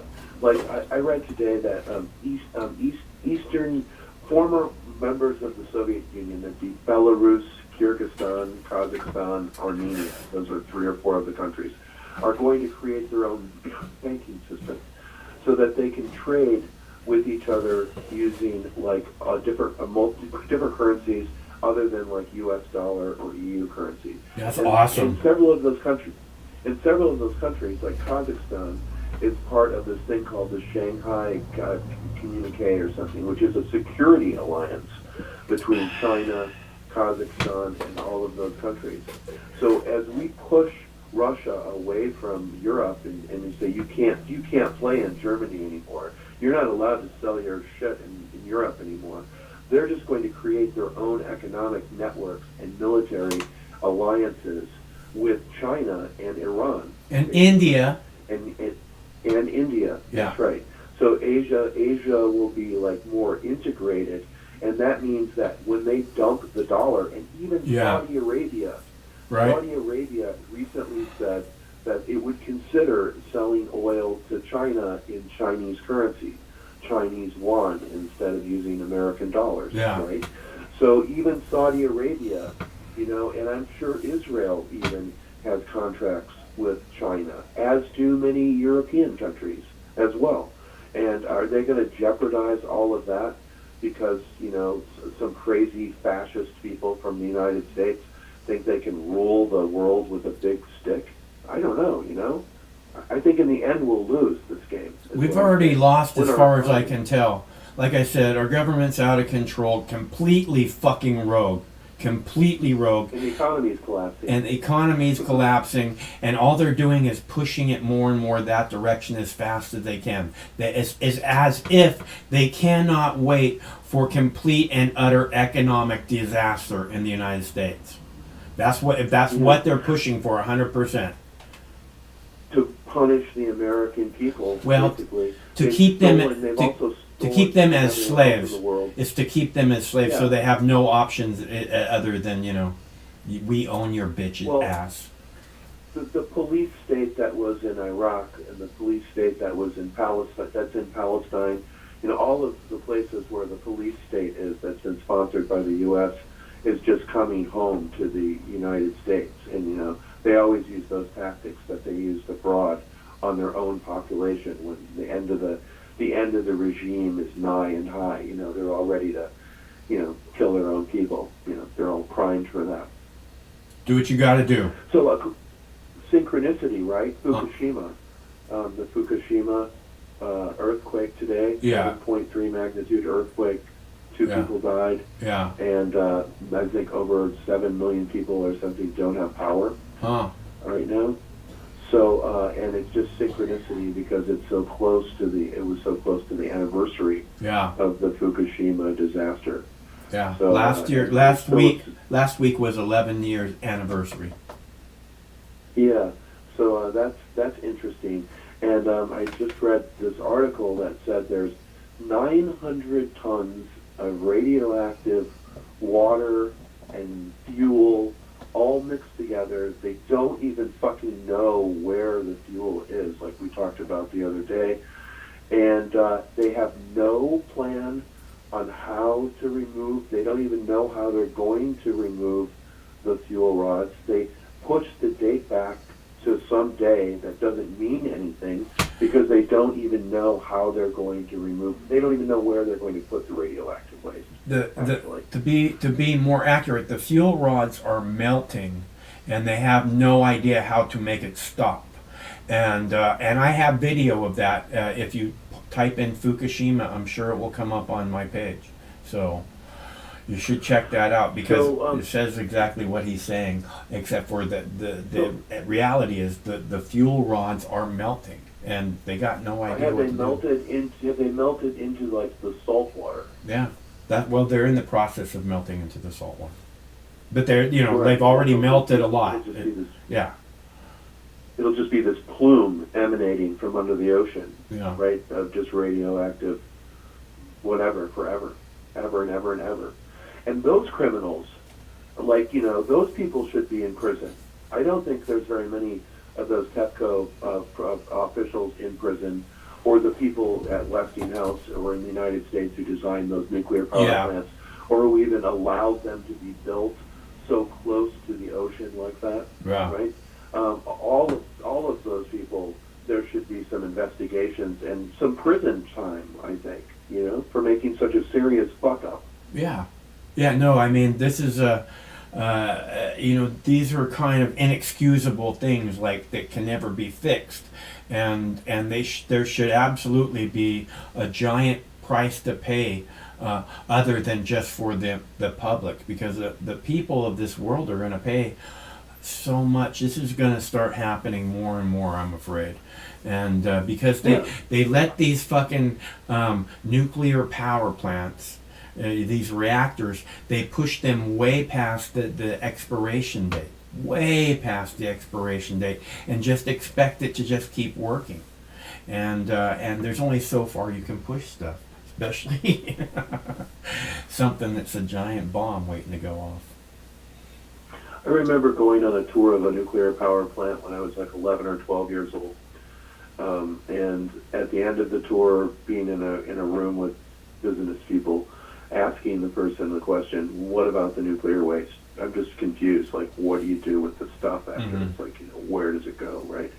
And he said, oh, well, we've got like enough storage facility right here on site, so we're just going to bury it in the backyard for a while next to the nuclear power plant. That makes so much sense. But anyway, it does. All right. Well, so you had a good day. It was sunny. It was spring-like, and perfect weather in Seattle. I love it. It's always pretty much perfect weather for me, Yeah, but yeah, in yeah. Seattle, it just doesn't get any better. But I think it was one of those really beautiful days with the big white fluffy clouds and lots of blue sky. Oh, a cannabis price update. We did have a cannabis price update 5 days ago in Lompoc, Lompoc, California, which is right outside of Vandenberg Air Force Base. Yeah. I went to a dispensary, and they had a couple good deals, and I did buy some 33% chocolate cannabis that was for $90 for an ounce. So Wow, that's not bad from what you've been saying, and other No, prices. it was- And you like the weed? You like the weed, huh? yeah, and the weed is fine. It's Yeah. perfect. So everything's cool. So, but I could have just. So then I'm wondering, like, do some of these cannabis shops just mark up the prices for like retired tourists, maybe? Yeah, absolutely. Absolutely. I mean, it's about making money, so they might even had some kind of network where they all talk to each other about what prices to set, Yeah. Anyway, I was relieved to go to the dispensary. It just was a complete relief. So that was about what it was. It wasn't like the other person here in whatever Pismo Beach was saying, or in Morro Bay was saying. What was she saying? She was saying like $260 an ounce. Yeah. Like that's just like one of the only, and she only had like 3 or 4 bags of weed, right? It was like, wow. Are you still Whoa. in the Lompoc area, or? No, I went. I only spent a day and a half. But what I did was I drove to Santa Barbara, Mm-hmm. and then I went to the native plant Museum there. Huh. They have a 23-acre native gardens in Santa Barbara, which Right is on. actually on the property of the old mission. Yeah. Like where there was a dam there that was like from 1804, and it was built by the mission. That was like a Hey, Chris, I got another caller. I'm sorry. I want to get some. I want Yeah, to get you everybody. take the other call. All right. Talk to you later. Have a good night.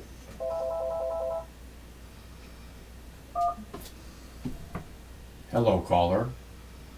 Hey, what's up, Mom? Hey, Brandon, what's going on, bro? Hey, man. I got to renew. I want to hit you up because y'all was just talking about weed and shit. Yeah. So I had to renew my license, right? Yeah. So I'm going to go ahead and put down for growing. Right on. You should absolutely. You want me to send you Yeah. some seeds? You want me to send you some seeds? Yeah. Oh, yeah. Yeah. So I went and got a tent today. Nice. But yeah. I feel like I spent maybe like I don't know, like pretty close. Like it was like 3 something. Yeah, something like that. Mhm. Well, okay. Check when you go to get stuff. You definitely look on Amazon. Okay, because they got everything, and it's going to be. I mean, I'm not a big fan of these corporate or whatever, but this stuff when you're buying the tents, the everything involving weed is, growing is pretty much going to be cheaper on the Amazon, and saving $1 is important. So, and you'll have a much bigger selection, and they get it there pretty much overnight. So, they just have a ton of fucking selection. So, Okay. be sure and do that. But Go ahead. but no, I was asking like 'cause I've been looking into it, and I don't know. Anyway, I'm about to email you. Okay. So Yeah. I can email you a better version of the video. Okay. Okay, awesome. Yeah, and but it was it seemed like everywhere I looked online, it was like all these places about like seeds were like scams online.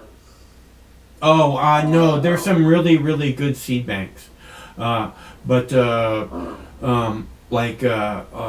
Seedsman is very trusted. Seedsman, if you look them up, they're from the Netherlands, but they ship everywhere, and they have like a freaking unbelievable selection. So, Oh, okay. and there's a couple others. There's some U.S. ones too, but like you're saying, it's hard to pick through those ones. I can send you some links to U.S. ones if you want, but I'll send you some seeds, dude. Oh yeah, man. Yeah. I was thinking. I'll send you that video with my information on it, man.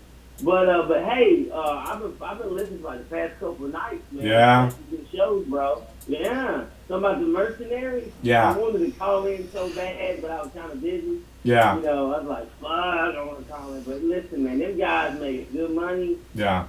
And whatever you mentioned, I think you said $2,000 a week.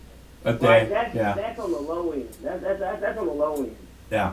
And that's every aspect of from logistics to actually, to a mechanic, to logistics, to cooking food, to killing people. Yeah. That's the low end is like $2,000 a fucking week.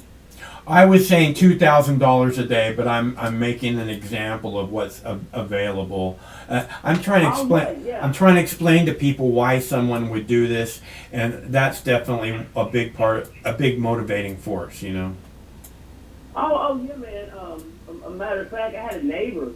He was getting like 30 a month, and he was over there. And me and his wife, she was in the army, and we worked together. Yeah. So he was getting like 30 bands a fucking month. Is that to be in Afghanistan, or where is that at? Well, that's what his contract was. He was in Afghanistan, and it was tax-free because there's an obligation to make your money tax-free. Huh. Right? So it's up with how many days. Within that contract, you can be back in set. Brandon?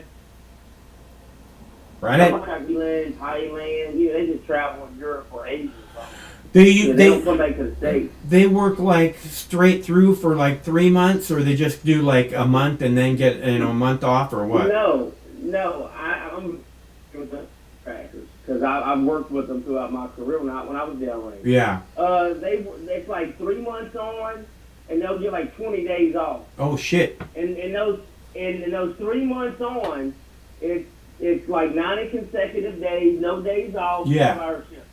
And they get like So, like $100,000 for that. Well, again, it just depends on what their contract Yeah. says and what their skill set is. Yeah. Like, you may have someone who manages a Yeah. dining facility. Yeah. A dining facility. No. That may be $250,000 a year. Yeah. Or you may a Brandon, you're cutting out really bad. So oh. we're getting, it's not like all the sentences, but like some sentences we're barely getting every other word. So you know. Just Okay, I'm sorry, man. It's all good. It's all good. Is it any better? Yeah, it's much better. Yeah, but pretty much, Mox, they work they work 7 days a week, 12-hour shifts, and after their like 3 months, their 90 days is up, they get like 5 days of travel because they may have to travel from 2 different locations that may take them 3 days to get to. Yeah. Just to fly out of Afghanistan or Iraq or where they're at. And then they all go to I think it's Dubai, and that's when the company pays them to get back to Dubai. And then when they're in Dubai, they're on their vacation, and they buy their plane tickets from there or they order them. So some guys I knew, they would fly their family into Europe, like Paris. Yeah. And then they would leave Dubai and fly to Paris and have like 2 weeks vacation with, their kids and their wife and, and then they'd fly back to, Afghanistan or whatever. But it's a very lucrative business. It is. And listen, this is something that I don't think a lot of people are looking at. If you take this to all the NATO countries now, they're actually saying, well, we need to invest at least 2% of our GDP. Trump was saying that, 5 years ago. Or whatever, Yeah. right? So now they're finally doing it. Right. So that's just going to make the military-industrial complex booming more beams, bullets, and technology and shit like that. Yeah. I agree. That's the problem. Is this isn't getting smaller. The more weapons that are out there, the worse things are going to be. You know why?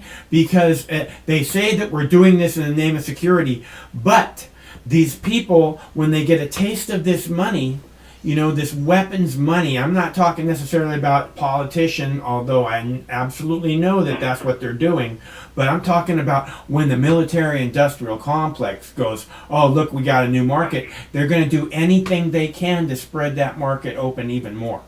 So we're in a fucked up situation. Unless we get a hold of this, it's just going to go way south from here. You know what?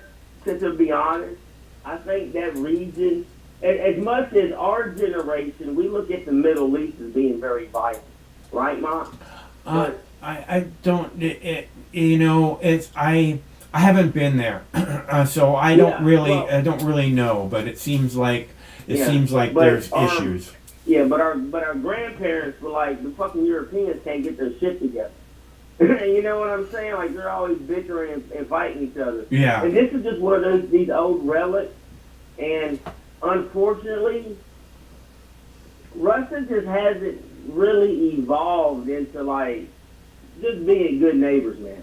At the end of the day, we just sit here and blame it on whoever the fuck's in charge or whatever, and blah, blah, blah, blah, blah. But none of the people that live next to them like it. And there's a reason why.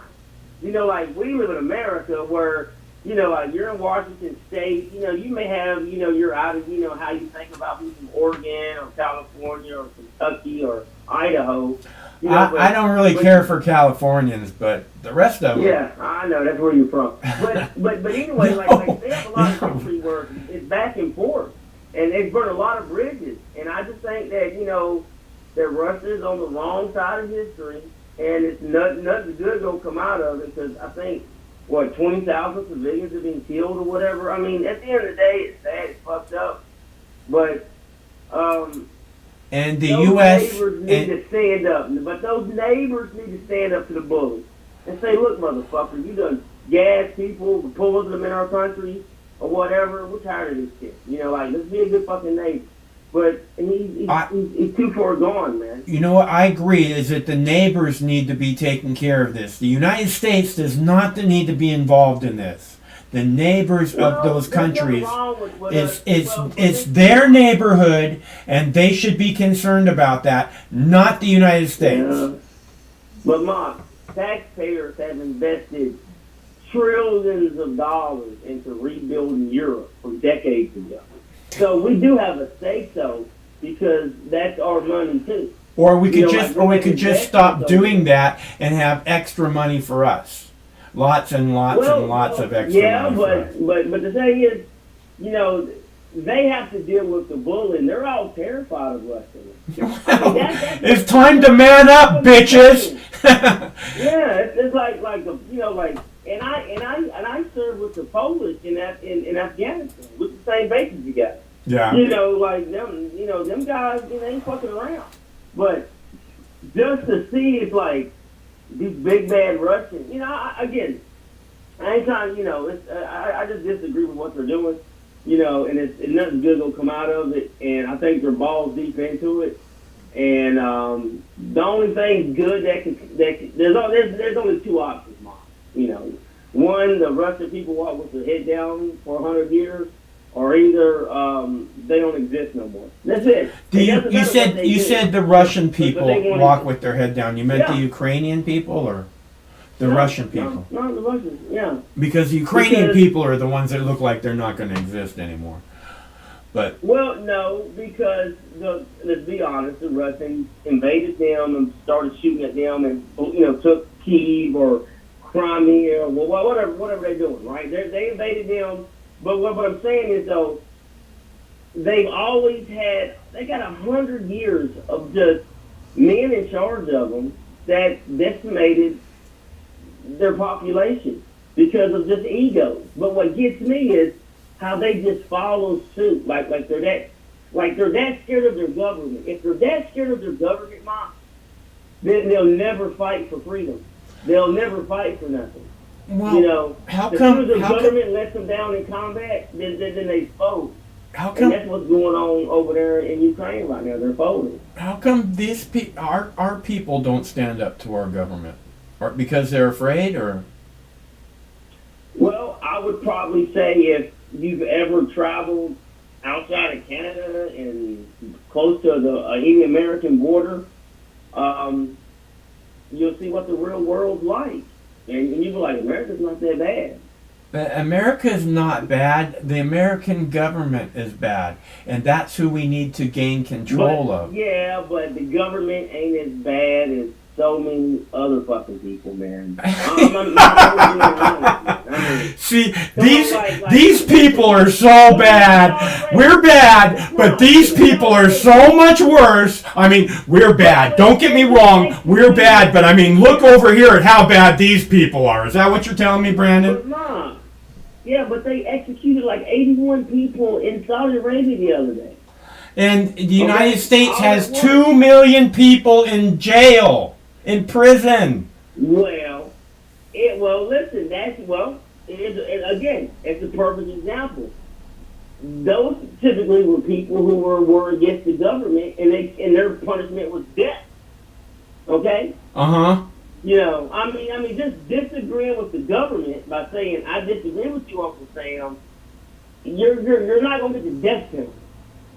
Well, the people in Canada who stepped up and said, hey, you need to listen to us, were immediately labeled terrorists and had their bank account seized.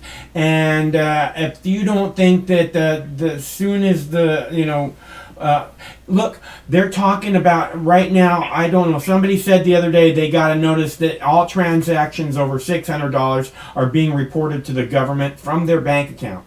Okay, and I've heard this chatter going on around that's what's happening, which makes no sense whatsoever. If it was that bill didn't pass. Yeah, that bill was part of the infrastructure bill. I hear you. And yes, and I read that shit too, and it was more or less like the Republicans trying to give a tax break to the lower income people, but the big tax to pay for that was going to come from those little fees they was about to charge, like Cash App, money, whatever, MoneyGram, whatever, how people transfer money now. Because banks are already doing it, but banks can only do it at like $9,999. See, that's what I thought. $10,000 makes sense, but this $600 bullshit. That's just this is this police state that I'm talking about.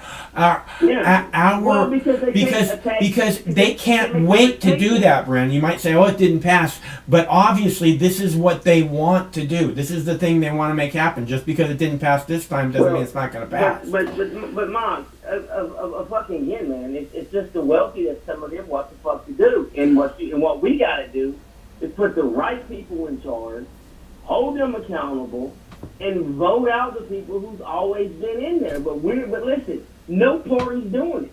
No, the voting doesn't seem to work. Democrats are doing it. The voting does not seem to work, okay? I'm certain that for generations people have tried to correct this government by voting, and it doesn't work, okay? So what I think we should do is nobody vote in the next election. Right? None of you bitches are good enough for us. Give us real people so that we can have a government that cares about us. I know I'm a dreamer, Brandon, but look at this. We have to understand what we're dealing with. And I get you want to say, oh, we're bad, but we're not as bad as those people over there. I just don't think that that's good enough, Brandon, because I don't want to be bad.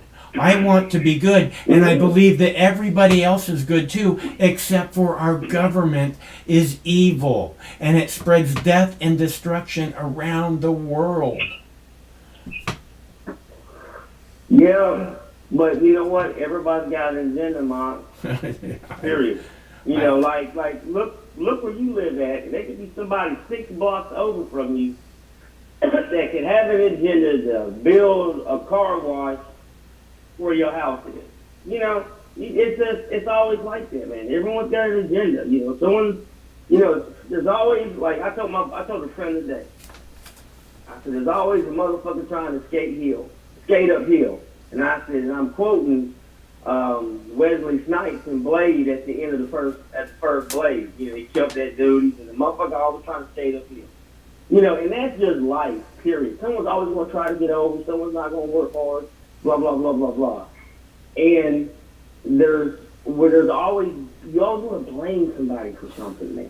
And nobody wants to accept that their people are not the best, because you always need to work with other people to get what you need. That's where the whole trade shit comes in. But then there's a group that don't want to pay for shit and they want to bomb us, Yeah, look, I just want our government to stop acting like we're the, Team America World Police. Okay, first, we don't have the money to do that.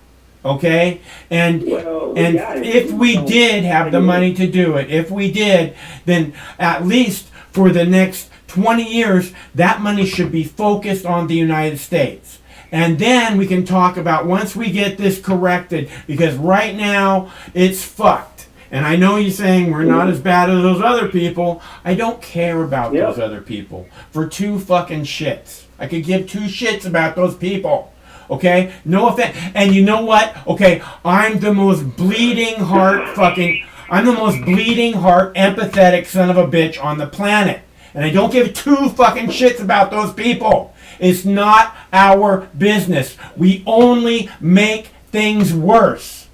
Okay? And I'm tired of that being our reputation, is that we only make shit worse.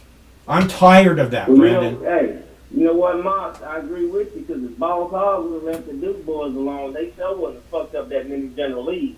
Man, big government. I keep wondering how many of those things they wasted, because that sure is a pretty car. Hey, listen, just look it up on Wikipedia. Yeah. I'm just telling you, it's there. It tells you. Yeah. I shattered them hoes. But yeah, Mox, but at the end of the day, I think it's just competitiveness of amongst people in general, and people get their feelings hurt, and people, you know, they remember what happened to them when they was little and shit. And Yeah. I don't fucking know. Man. I know. At the end of the day, People cling to that shit of what happened to them when they're little. Yeah. I don't understand. Get over it. Oh my God, we're here now. Okay, pay attention to what's going on here. Let's deal with that. Fuck. Yeah, man. I feel on that shit. I think I put the big boys. It's weird, cause like, but everybody's different. But like, I have 5 kids, and all my 5 kids are different. Yeah. You know, so they all handle shit different. You know, I got one that just don't give a fuck. You know, literally. Well, you know, I got one that's a victim. Go ahead. You know, I got one that's a victim. Oh man. And yo, dude, that's the best one ever. You know? Oh, is that right? Yeah, that's one of that's the one in California. Huh. You know, look, I'm like, how you a victim? You bought a $200,000 house. How you a victim? You serious? What are you talking about? I don't know how. I just couldn't. I can't imagine how. It just seems to me like this is just not a happy life to go through life like that. You know, everywhere. You know, you're taken advantage of or whatever. So. Yeah, dog. Then I got, you know, one won't blame their fucking body. It's funny. They're all got different attitudes. You know what I'm saying? But I can see just in my family how the world acts in a small realm. Yeah. I'm like, wow. Then when I was in the military, I seen these same fucking attitudes, man. Yeah. I had soldiers that were compulsive liars, man. They would lie so much that they believed it. Oh, you know. Literally. I keep wondering that too. Man. I see people lie, They and I wonder. pass a lie detector test. Yeah, They pass a lie detector test. like they lie so much that you just know that they're lying to themselves, and it's. I mean, it's not like they're lying to me. I see right through it, you know, and it's so strange. Yeah, I just dude. He just like I want him kicking him out, of course. You know, I'm like, what the fuck? It was just. Then when we kicked him out, we found out that he got kicked out like 2 years before, and he came back in. Huh. And we're like, because when we out processed him, like one of the people out processed him that was a sergeant, he was like, "Damn, this is the second time he kicked out."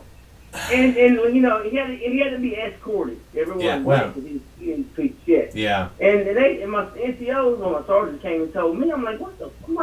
And then you kind of then it starts to unravel in his life. Yeah. And you're like, oh, that explains all his fuck up. It's something, the guy couldn't control it. Yeah. And I had a kid in Korea the same way, man. He got court-martialed, spent a year in fucking jail in the brig in fucking South Korea. That's fucked up, dude. And this was a kid from like Houston, Texas. Yeah. That just lied a lot. Told dude, you didn't know what the fuck it's saying. Yeah. Is that anyway? But those compulsive liars, man. But government fucked up. At least we agree on that. Yeah. Oh. And a whole lot more. Hey, send me your address, and I'll figure out something easy to grow to send to you. Okay. I'll send you a good selection. All right, brother. You take care of them. Okay, it's good to hear from you. Tell Ty Mike say hi. I will, brother. Okay, Thanks. bye. I have got to go, so I'm gonna play a video for you, and I'll be right back because you're so wonderful. I just can't live without you. Spike, I want to start with you in this talk about chemical weapons. Is the State Department trying to goad Russia into using them? Well, if they did, it would be the first time that the U.S. government ever lied about weapons of mass destruction in order to inflame tensions and possibly lead to U.S. invasion. So if that were to happen, we'd be treading new ground here. Joining us now in studio, Delaware Democratic Senator Chris Coons, who sits on the Foreign Relations Committee in the Senate. Senator, thanks for being here. Thank you, Brett. Great to be on with you. No less. Hearing a lot of stuff on Capitol Hill. You guys are getting briefings. Had this impassioned plea from the Ukrainian president today. Is there something that's changing up there as far as the bipartisan push to meet those demands or needs? Brett, this was a remarkable, powerful speech by President Zelensky this morning. I don't think I've seen this much unity in Congress in a long time. He gave a forceful, moving, engaging advocacy for the people of Ukraine and a plea to us to help close his skies. And the Biden administration, President Biden, announced today an additional package of another $800 million that includes Stinger anti-air missiles, Javelin anti-tank missiles, a whole lot of other smaller materiel, drones, and an announcement they're going to provide higher capability air defense systems to Ukraine. Which leaves a little vagueness there of what that is, but MiG-29s it is not. It is not authorization to transfer planes from Poland through NATO into Ukraine. And I think publicly, what many of us have heard is there is some concerns about the balance between how effective they would be militarily versus how escalatory. To what extent would that bring Putin to a level of escalation in terms of using a cyber weapon against the United States or a tactical nuclear that proves that Putin and Putin's approach to the world and an autocrat invading invading a country, a neighbor in an unjustified, uncalled for way, that be a great step forward for freedom. But frankly, we also have to be conscious that Putin controls one of the world's most sophisticated nuclear arsenals and has recently threatened to use nuclear weapons if necessary to prevent his defeat. So I don't think this is just a matter of who's tougher. I think we need to be clear-eyed about the risk. Are you clear-eyed about where China is in this? I'm clear that Xi Jinping and the PRC military leadership is watching every single move. And so President Biden's leadership in pulling together NATO, the West coming together quickly and forcefully to impose crippling sanctions on Russia, on Russian oligarchs, and to deliver military aid to Ukraine is the most powerful message we could send, that we do not support redrawing the map of the world through force anywhere in the world. I want to ask you quickly, we just did this story out of the State Department. Axios broke the story that the Biden administration is considering removing Iran's Islamic Revolutionary Guard Corps from the terror blacklist in return for a public commitment from Iran to de-escalation in the region. This is the same group, Senator, that fired missiles, if not near our consulate in Iraq. It seems counterintuitive to take them off a blacklist. It does, Brett. That's not something that I've heard. What I have heard is they are negotiating, and that removing the IRGC from the FTO list, the Foreign Terrorist Organization, is one of the demands Iran is making. I have not heard that is a demand that is being accepted. So I would be careful about accepting that as an outcome. Is the administration bending over backwards to get this nuclear deal, kind of turning a blind eye to some of the other negative stuff that Iran is currently doing? I hope not, because Iran is one of the most dangerous regimes in the region, if not the world. I understand that as they are coming closer and closer to having the fissile material for a nuclear weapon, we have to be mindful of that. And if we can restore a situation where we have transparency into their nuclear weapons ambition, their enrichment, that is a positive. But frankly, Iran, in recent years, has supported proxies in the region, has spread their missile technology, has directly attacked through their Houthi proxies some of our partners in the region. So Iran is not a country that I have any positive views of, and I think is genuinely destabilizing for the region. Senator Coons, we always appreciate your time. Thank you, Brett. Thank you. Spike, I want to start with you in this talk about chemical weapons. Is the State Department trying to goad Russia into using them? Well, if they did, it would be the first time that the U.S. government ever lied about weapons of mass destruction in order to inflame tensions and possibly lead to U.S. invasion. So if that were to happen, we'd be treading new ground here.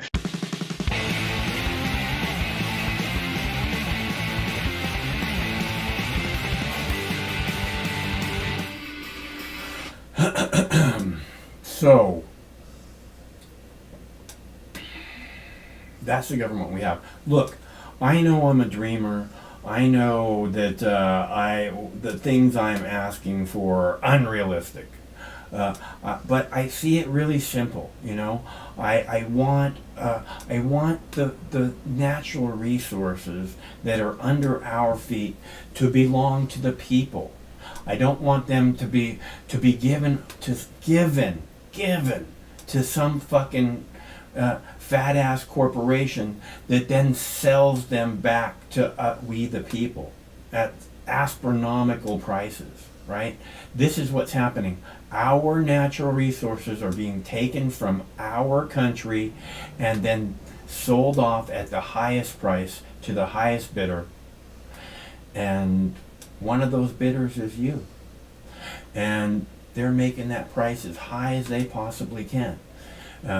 And this should concern everyone because, again, it's ours. This is what I want for our country. I want a country that isn't an empire spreading death and destruction all around the world. Okay? I don't want that to be. I don't want to have an evil government that spreads death and destruction around the world. And I know that's an awful lot to ask for, not to have an evil government. I don't think you understand how government works. But this is where I'm coming from. And again, I know I'm a dreamer. I know it's completely unrealistic. I want a government that cares about the people of this country, not another country. I don't care. Again, I am the most empathetic bleeding heart on the planet. Otherwise, why would I talk about the manatees? Why would I talk about your children? Okay? I want there to be a future. It's not so much for me. I mean, I might have 15 years left in me. Maybe, hopefully not.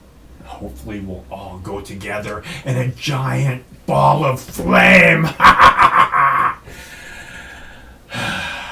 Tomorrow, at any moment now. I can't wait.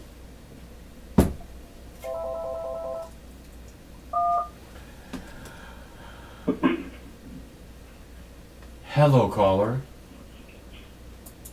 Michael. Yes. This is Steve motherfucking McClanahan. Just give me a call. We got disconnected earlier for some reason.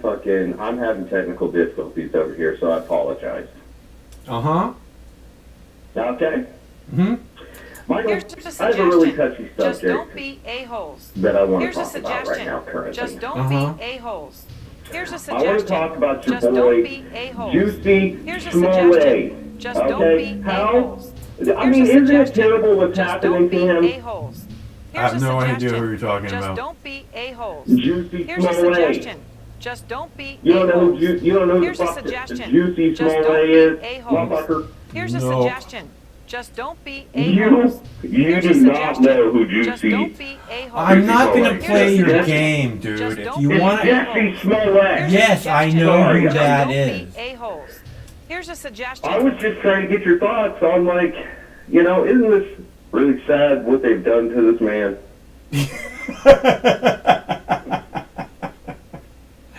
Again, this is what the police state does, especially I tell to you people of color. It just chews them up and spits them out. It's horrific. And it never Is it? ends. It is. It's just horrific. I mean, I can't believe what is happening to him. And to so many others in this, again, comply or die police community. state. Comply or die police state. How are any of us going to get through it, let alone the people of color? Hey, listen, in the courtroom, they literally said that, they're attacking him because he's a black gay Jew. Is he I'm gay? not kidding. Those were word for word. Is he a Jew? In the courtroom.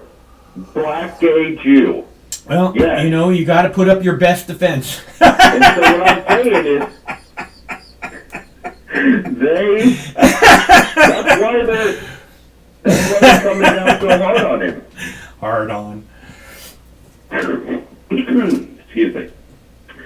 Yeah, that's why they're throwing the book at him, just because apparently he's a black gay Jew, and he's freaking out. Dude, I don't know if you know this, but he's asking to be let out of jail, which I agree.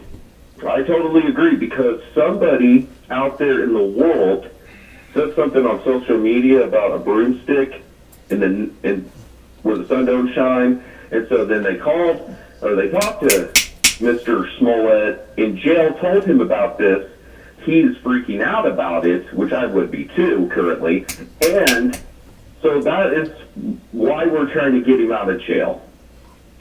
Because somebody might rape him with a broomstick, and Michael, that could very well easily happen in jail. Well, this is what I keep talking about. You know, I was just telling Brandon, we have 200 million people in jail, and this is the kind of prisons that we put them in, where people do get raped with broomstick handles. It happens all the time in prisons, and they get raped just in general, probably with lots of different things. So, and we know where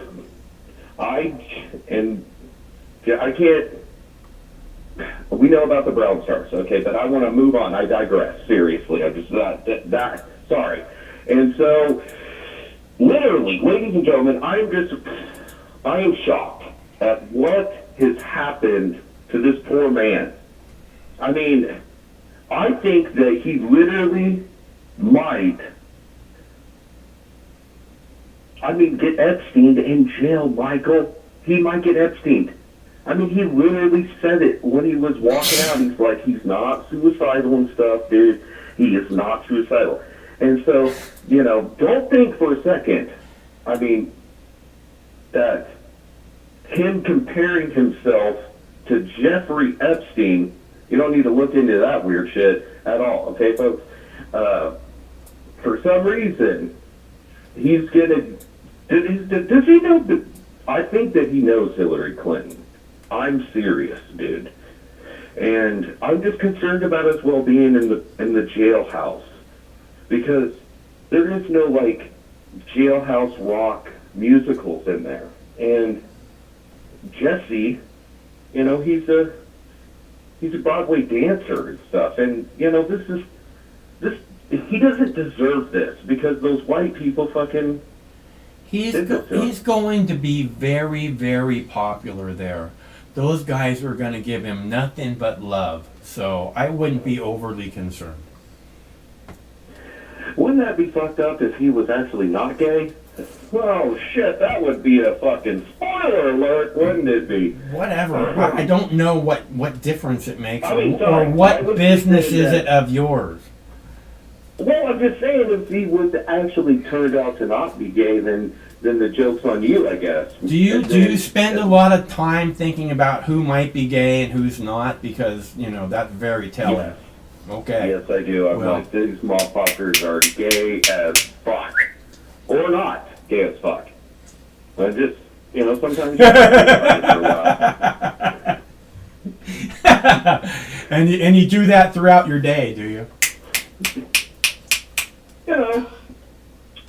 Here and there. Well, that seems a lot of other things going on, but there is a lot of gay shit, Michael, that's trying to be forced down our throats, so it's kind of hard to fucking notice. Good one. It is kind of hard not to notice sometimes, Michael.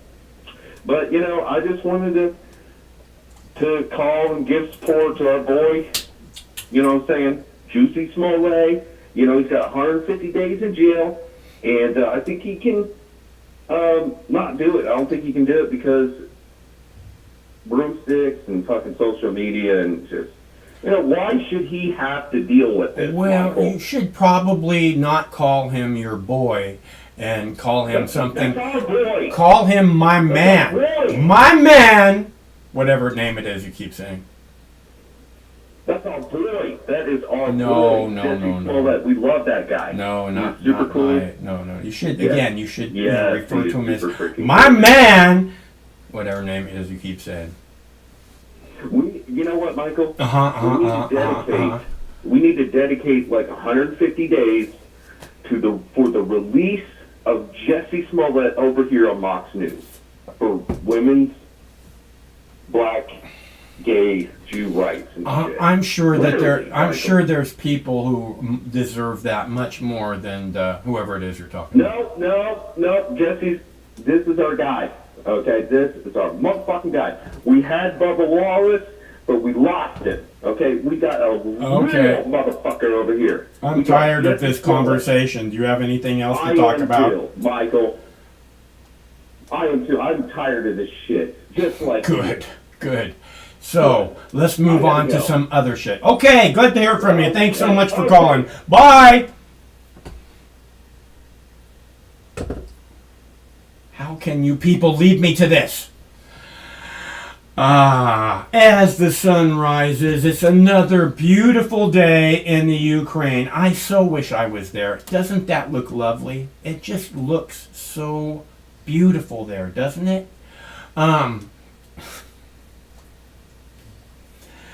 Actually, I like it here in Seattle, and there is no other place I would rather be, even on vacation. Although Vietnam does look so nice. Vietnam looks so nice. But Seattle, it's hard for me to believe that it could be better than Seattle. But that's just me. It's the weather. I love the weather here so much. I'm not real big fan of.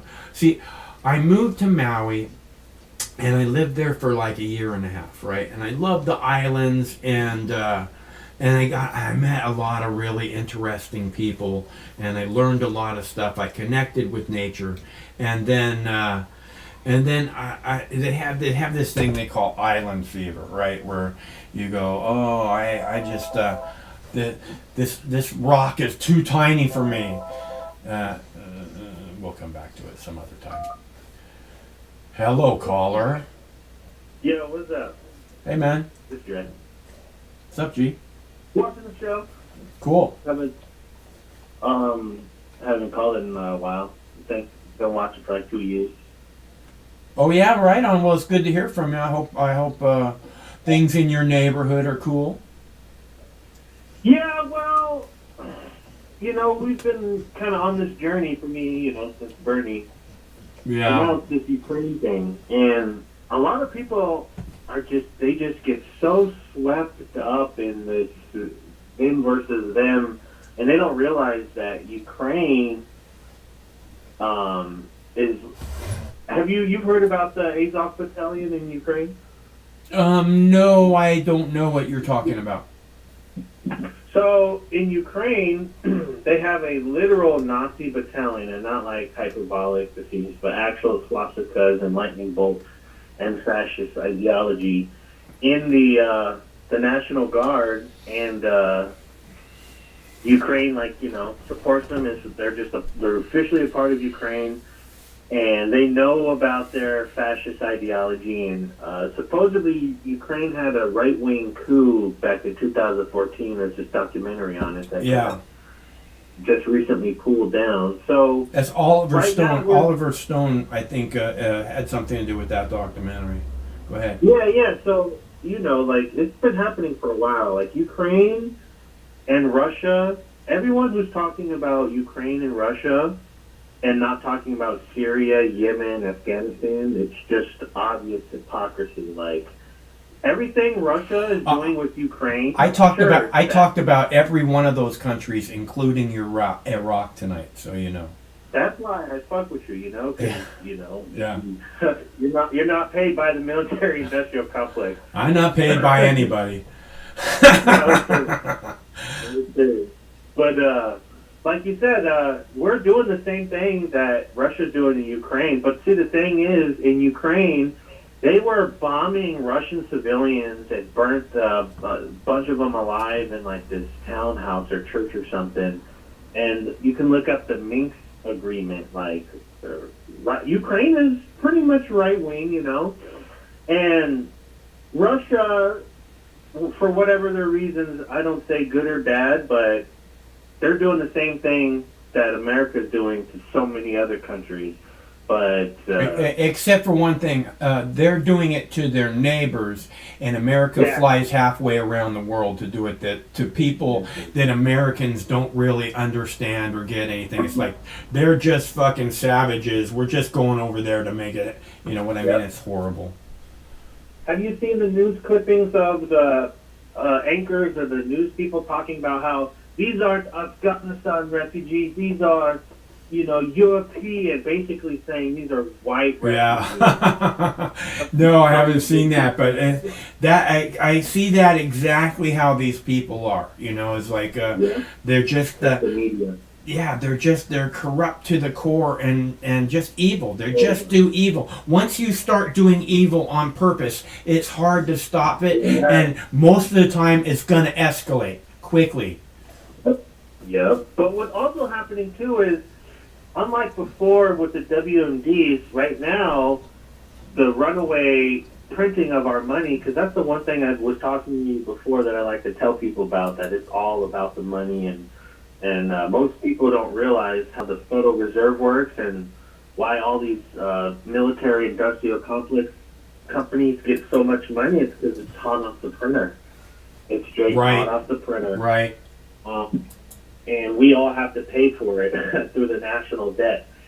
So you got all these corporations that are basically just funding the media and just.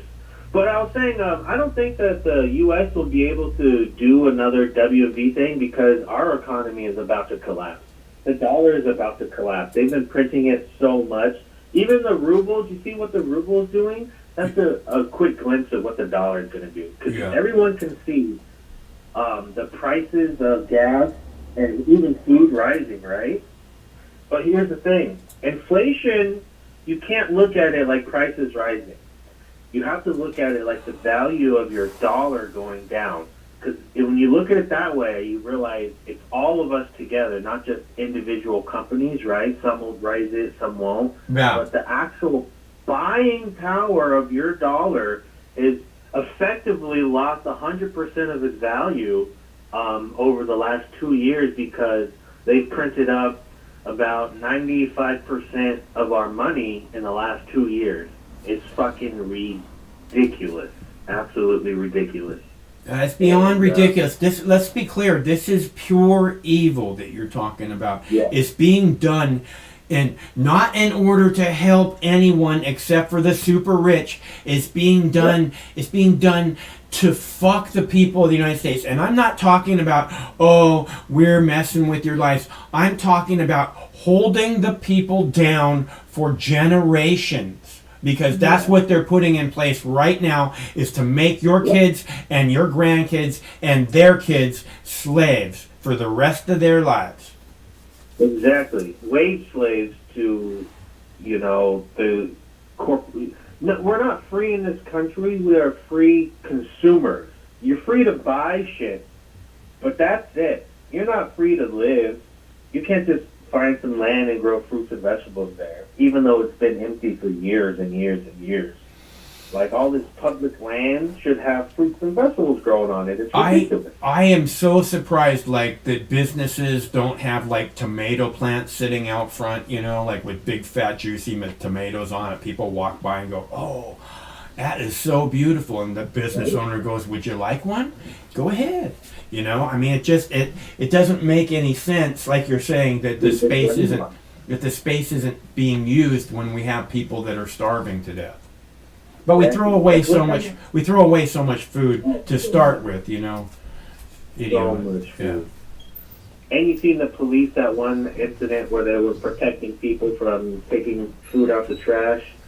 The company, because just so you guys know, for your viewers, there's a law that's been passed that if you donate food in good faith, you can't be sued. So all these people that say, oh, I don't want to be sued, it's bullshit. They know that they can't be sued. They just don't want to lower the value of what they're selling. That's all it is. It's just criminalizing homelessness so that people will stay. Because if people hear that, oh, companies give out food, they may want to work less and be less slaves. And that's what it's all about. Because slavery never really ended, It's just the government owns the slaves now in the form of prisons. Have you heard of a company called Civic Corps? It sounds familiar, but I'm not really sure. Or GEO Group. It's basically the companies that have all the slave labor. They literally pay, like companies like Levi, Sony, big name brand companies use prison labor. For instance, all the furniture in the government buildings, they first go to prison labor to buy it before they go to commercial places, and it's all for profit. Yeah. All for profit. Oh, and I forgot, the guy who's talking about Jesse Smollett. Jesse's going to be in protective custody, 24 hours by himself. Anytime he comes out of his cell, there's going to be a group of cops following him, around him, with the video camera everywhere he goes. And how would that feel, Lacey, where they actually did do the broomstick thing to a guy, and they changed the whole, they took down a bunch of walls, so he's going to be fine. He's going to have commissary, you know, like, but I remember that, by the way, just to be clear, I remember police in New York who did that to someone with a broomstick. It was a plunger handle. And and that's the kind of, again, police state that we live in. You want to, so talk about New York police. Have you heard of the Wickersham Commission, the Mullen Commission, or the Knapp Commission? It sounds very familiar, but I don't know right now. Oh, no worries. It's they're separate, totally separate instances, including time, where they did like big investigations in the police and found them to be totally corrupt throughout. They're pimping, drug dealing, racketeering, everything. And cops were they were admitting the stuff, but they weren't giving names up. So, you know, you can read the long page after page and realize that cops have been fundamentally found to be corrupt. And not only that, but all police do is keep poor people in poverty. You know, and I talk about this, and when you say that they're corrupt, you know, they have this, ACAB thing, ACAB, you know, all cops are bastards. And, you know, it's not that they're all, you know, that they all start off as shitty people and all go in there to be, bullies or criminals or whatever. It's that when you get involved in this criminal organization, you're involved in it, and if you're not involved in it, you're in big trouble. So, you know, if you're not involved, get the fuck out. But, you know, here's what we got going on, and we'd be happy to have you.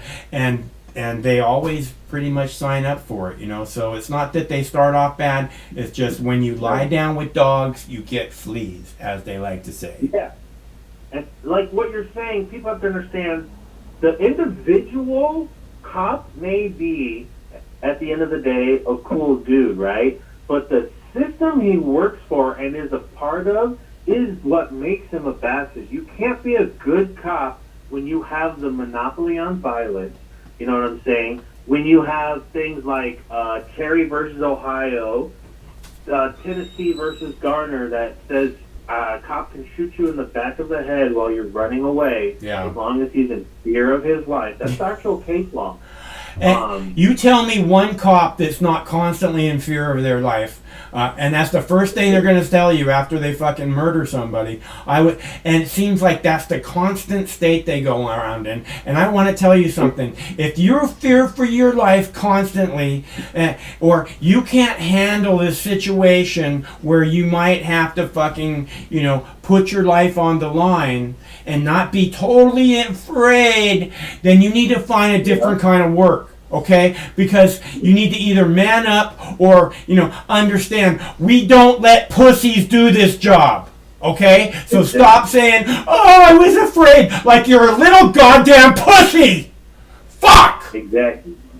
And you know why they specifically say I was in fear for my life? It's because Terry versus Ohio.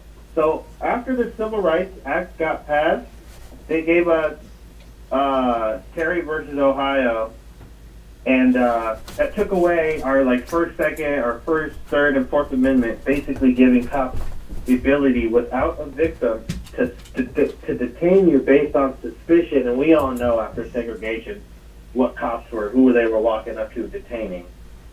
I've had a cop stop me walking through my neighborhood back from the grocery store and demand to see my ID, telling me that I fit the description of someone that they're looking for. And I looked at him and I said, you're looking for someone with a 1.5 foot long beard carrying 3 bags of groceries. Is that right?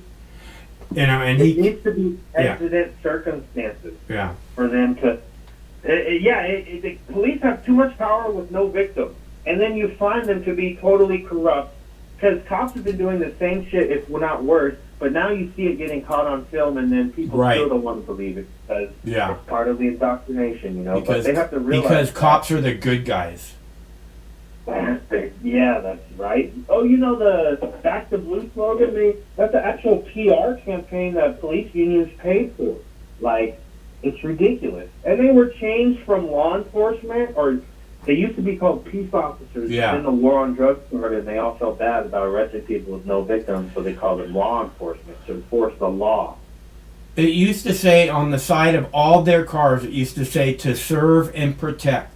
And you are fucking shit out of luck to find a fucking cop car right now that says to serve and protect on it, because they don't say that no more. And that's a real signal of who the cops are at this point in our history. Exactly. Because people have to understand, police do not stop crime. They react to it. What stops crime is not giving... so if you put a list of all the militaries in the world, New York would be like top 5. It'd be like number 3 or number 5 as far as the budget goes. So We're talking about the New York police. The New York police would be one of the top militaries in the world, is what you're saying. Oh, yeah. Yeah. It would be above even, I think... I don't know if it's above India or China. It might be just below, because those are the biggest, but... No, above Australia, that's for sure. Bunch of fucking Aussies. Go ahead. Right. But we were... Instead of making... What would stop crime almost overnight is making it to where nobody can be evicted, and then anyone needed food... 1, we can start growing food in public land, and 2, we just nationalize or single payer all the food, meaning, you know, the government pays for it out of our taxes. That's what it means. It's not free. Everyone says, "Oh, I don't want." It's not. It's tax. Yeah. That's, Oh, I like that idea. That's a great idea. Not free. That's a great idea. It's a great And then what idea. we need to have is education free. Child care is a big one. Because, you know, people, you know how growing up we were told, or it was just known that German products and Swiss products are good, high quality, you know, the foreign products. Porsche, You know there is why no that is? substitute. You know why it is? It's because they have fucking, by law, paid health care, paid paternity leave, and vacation days by law. Yeah. They don't have to worry that they lose their job and they'll get evicted and lose their health care. That doesn't happen in Yeah. fucking Sweden. You know what I mean? They don't have crime like we do because people are so desperate that once you cross the line of criminality, like me, I'm criminally insane, you know? Yeah. That's what they call it. Anarchy! Anarchy! But I don't believe in killing people and all that, none of that, because reality is, if nobody is worried about being broke and poor, we can just live our lives and then focus on a system that actually protects children and women from being exploited. And then when you realize that when you take money out the picture, you know how easy it would be to find someone that just doesn't want somebody that provides security financially, but just someone that they genuinely like? It would change the whole world if we just stopped listening with this capitalism that's brainwashing us into thinking that, you know, it's okay that the rich people don't have to work and they get to make all the rules. Yeah. That shit ain't work. Yeah. It ain't working. Yeah, I know. I We think. don't know how to- I think Go that ahead. I think that's a brilliant idea. Is that if you prioritize, this is what I keep talking about. You know, more than 50% of our money is going to fighting this stupid war bullshit. Okay, where we just spread death and destruction. But if people had food and had a place to live, and like you're saying, it would drop the crime rate immensely. And it's not just that. It's like you're saying that they could be themselves. You know, they could live their lives. But it's even more than that. The only way, I've told you that that this current government is trying to keep humans from evolving. They are. That's a big part of the rich people's plan. The only way humans will ever evolve is if all the people who have something to give are all of a sudden able to be themselves, because that's what makes this adventure unique and interesting, and makes us actually complete, all of us complete, so that we can make the important things happen in the world, and we can move forward. Because right now we're stalled. We're stalled in the 19th, 20th century, and we're not going anywhere from here. Perfect way to put it, right there. Because honestly, like what I like to say is the pyramids, right? That's the last time people were actually working together. Because one, it wasn't slavery. There's no evidence of that. That was just a low-key white supremacist myth. Because when you look into it, there's new evidence to counter that. But I'd say, like, we could have already been on the moon if we weren't all competing against each other. Like, that's why everyone hates each other, because we're all broke and money. But if money wasn't an issue, then we could all look at each other like, look at what can we do to work together to make all our lives better? Can we all have flying cars? Easy. Let's just all work together for a year, then boom. We all have fucking flying jetpacks and shit. That's how easy it would be. Well, I think that's actually difficult. But when you talk about, if we didn't have this thing where we're spending all our money making war, we could make a base on the moon, and that all kinds of new things would be developed on that base, and it would feel like we were actually moving forward. We were actually doing something that's not just fucking killing people, because that's what we're doing now. Every life lost is tragic, even if because I'm telling you, growing up in California, I was pretty right-wing and anti-immigrant, but I've totally come a 180. And you're just taught to dehumanize anyone that's not like American, white, light skin. You're just taught to dehumanize them. But then once you get past that, you realize all of us working together, we can accomplish everything we want. You know what I'm saying? It's like this bullshit where there's hungry people in the world. That this should be the simplest thing on the planet for the humans to fix. Okay, one of the things that humans do really well. One of the things they do really well is grow stuff. Okay, so it should absolutely. We're in the 21st fucking century, and we can't feed people. We can't make the planet green again. Of course we can. You can see cities where the whole city is just covered in greenery. You know why we're not doing that? Because we're too busy spreading death and destruction. People will tell you capitalism's working. For who? I want to live I want to live how the natives live, but with cell phones and cars and technology. You know what I'm saying? Yeah. No prison, no poverty, no systemic racism, which is what there is. I don't care what people got to say. As a black man, you know what I'm saying? Yeah. It's real. The war on drugs, go look it up. Yeah. John Ehrlich, you know what I'm saying? Oh, it's horrible. Yeah. So. Fucking A. And then you got alcohol and tobacco that's legal. Fucking, who's making the law? These old, decrepit people that can't even use a cell phone and treat people like humans. Well, the people that are making the laws, again, are the people who want to keep people from evolving. They're the people who want to keep people separate. They're the ones who want to vilify humans as, human waste. Because that's what we're storing in our prisons is human waste. And we don't want a bunch of human waste running around everywhere, right? This is what we're taught. This is what we're programmed. And it's sad that it works so well, I don't think that the people are bad. I don't think that the people are bad people. I just think they're fucking brainwashed, Yeah, but we're coming out of it generationally. Because, boomers growing up, they could have just whipped out a cell phone and literally challenged your whole everything, like I could do with my Jehovah's Witness granddad. Yeah. He can't even handle that. He thinks it's like cheating or something to use actual feelings. You know what I'm saying? Yeah. So it's like, and people are like, oh, you're just going to use Google? I'm like, no, I'm going to use a multitude of sources and then come to, not to listen to Chris Tucker. Yeah. Which some of the things he says is good, but he's just like the rest of them, a shill for a big business. He's married into the Swanson family. Yeah. The Swanson frozen food. Good for him. You know, I mean, that makes you like an instant billionaire, right? Until the guillotines come out. Yeah, hopefully.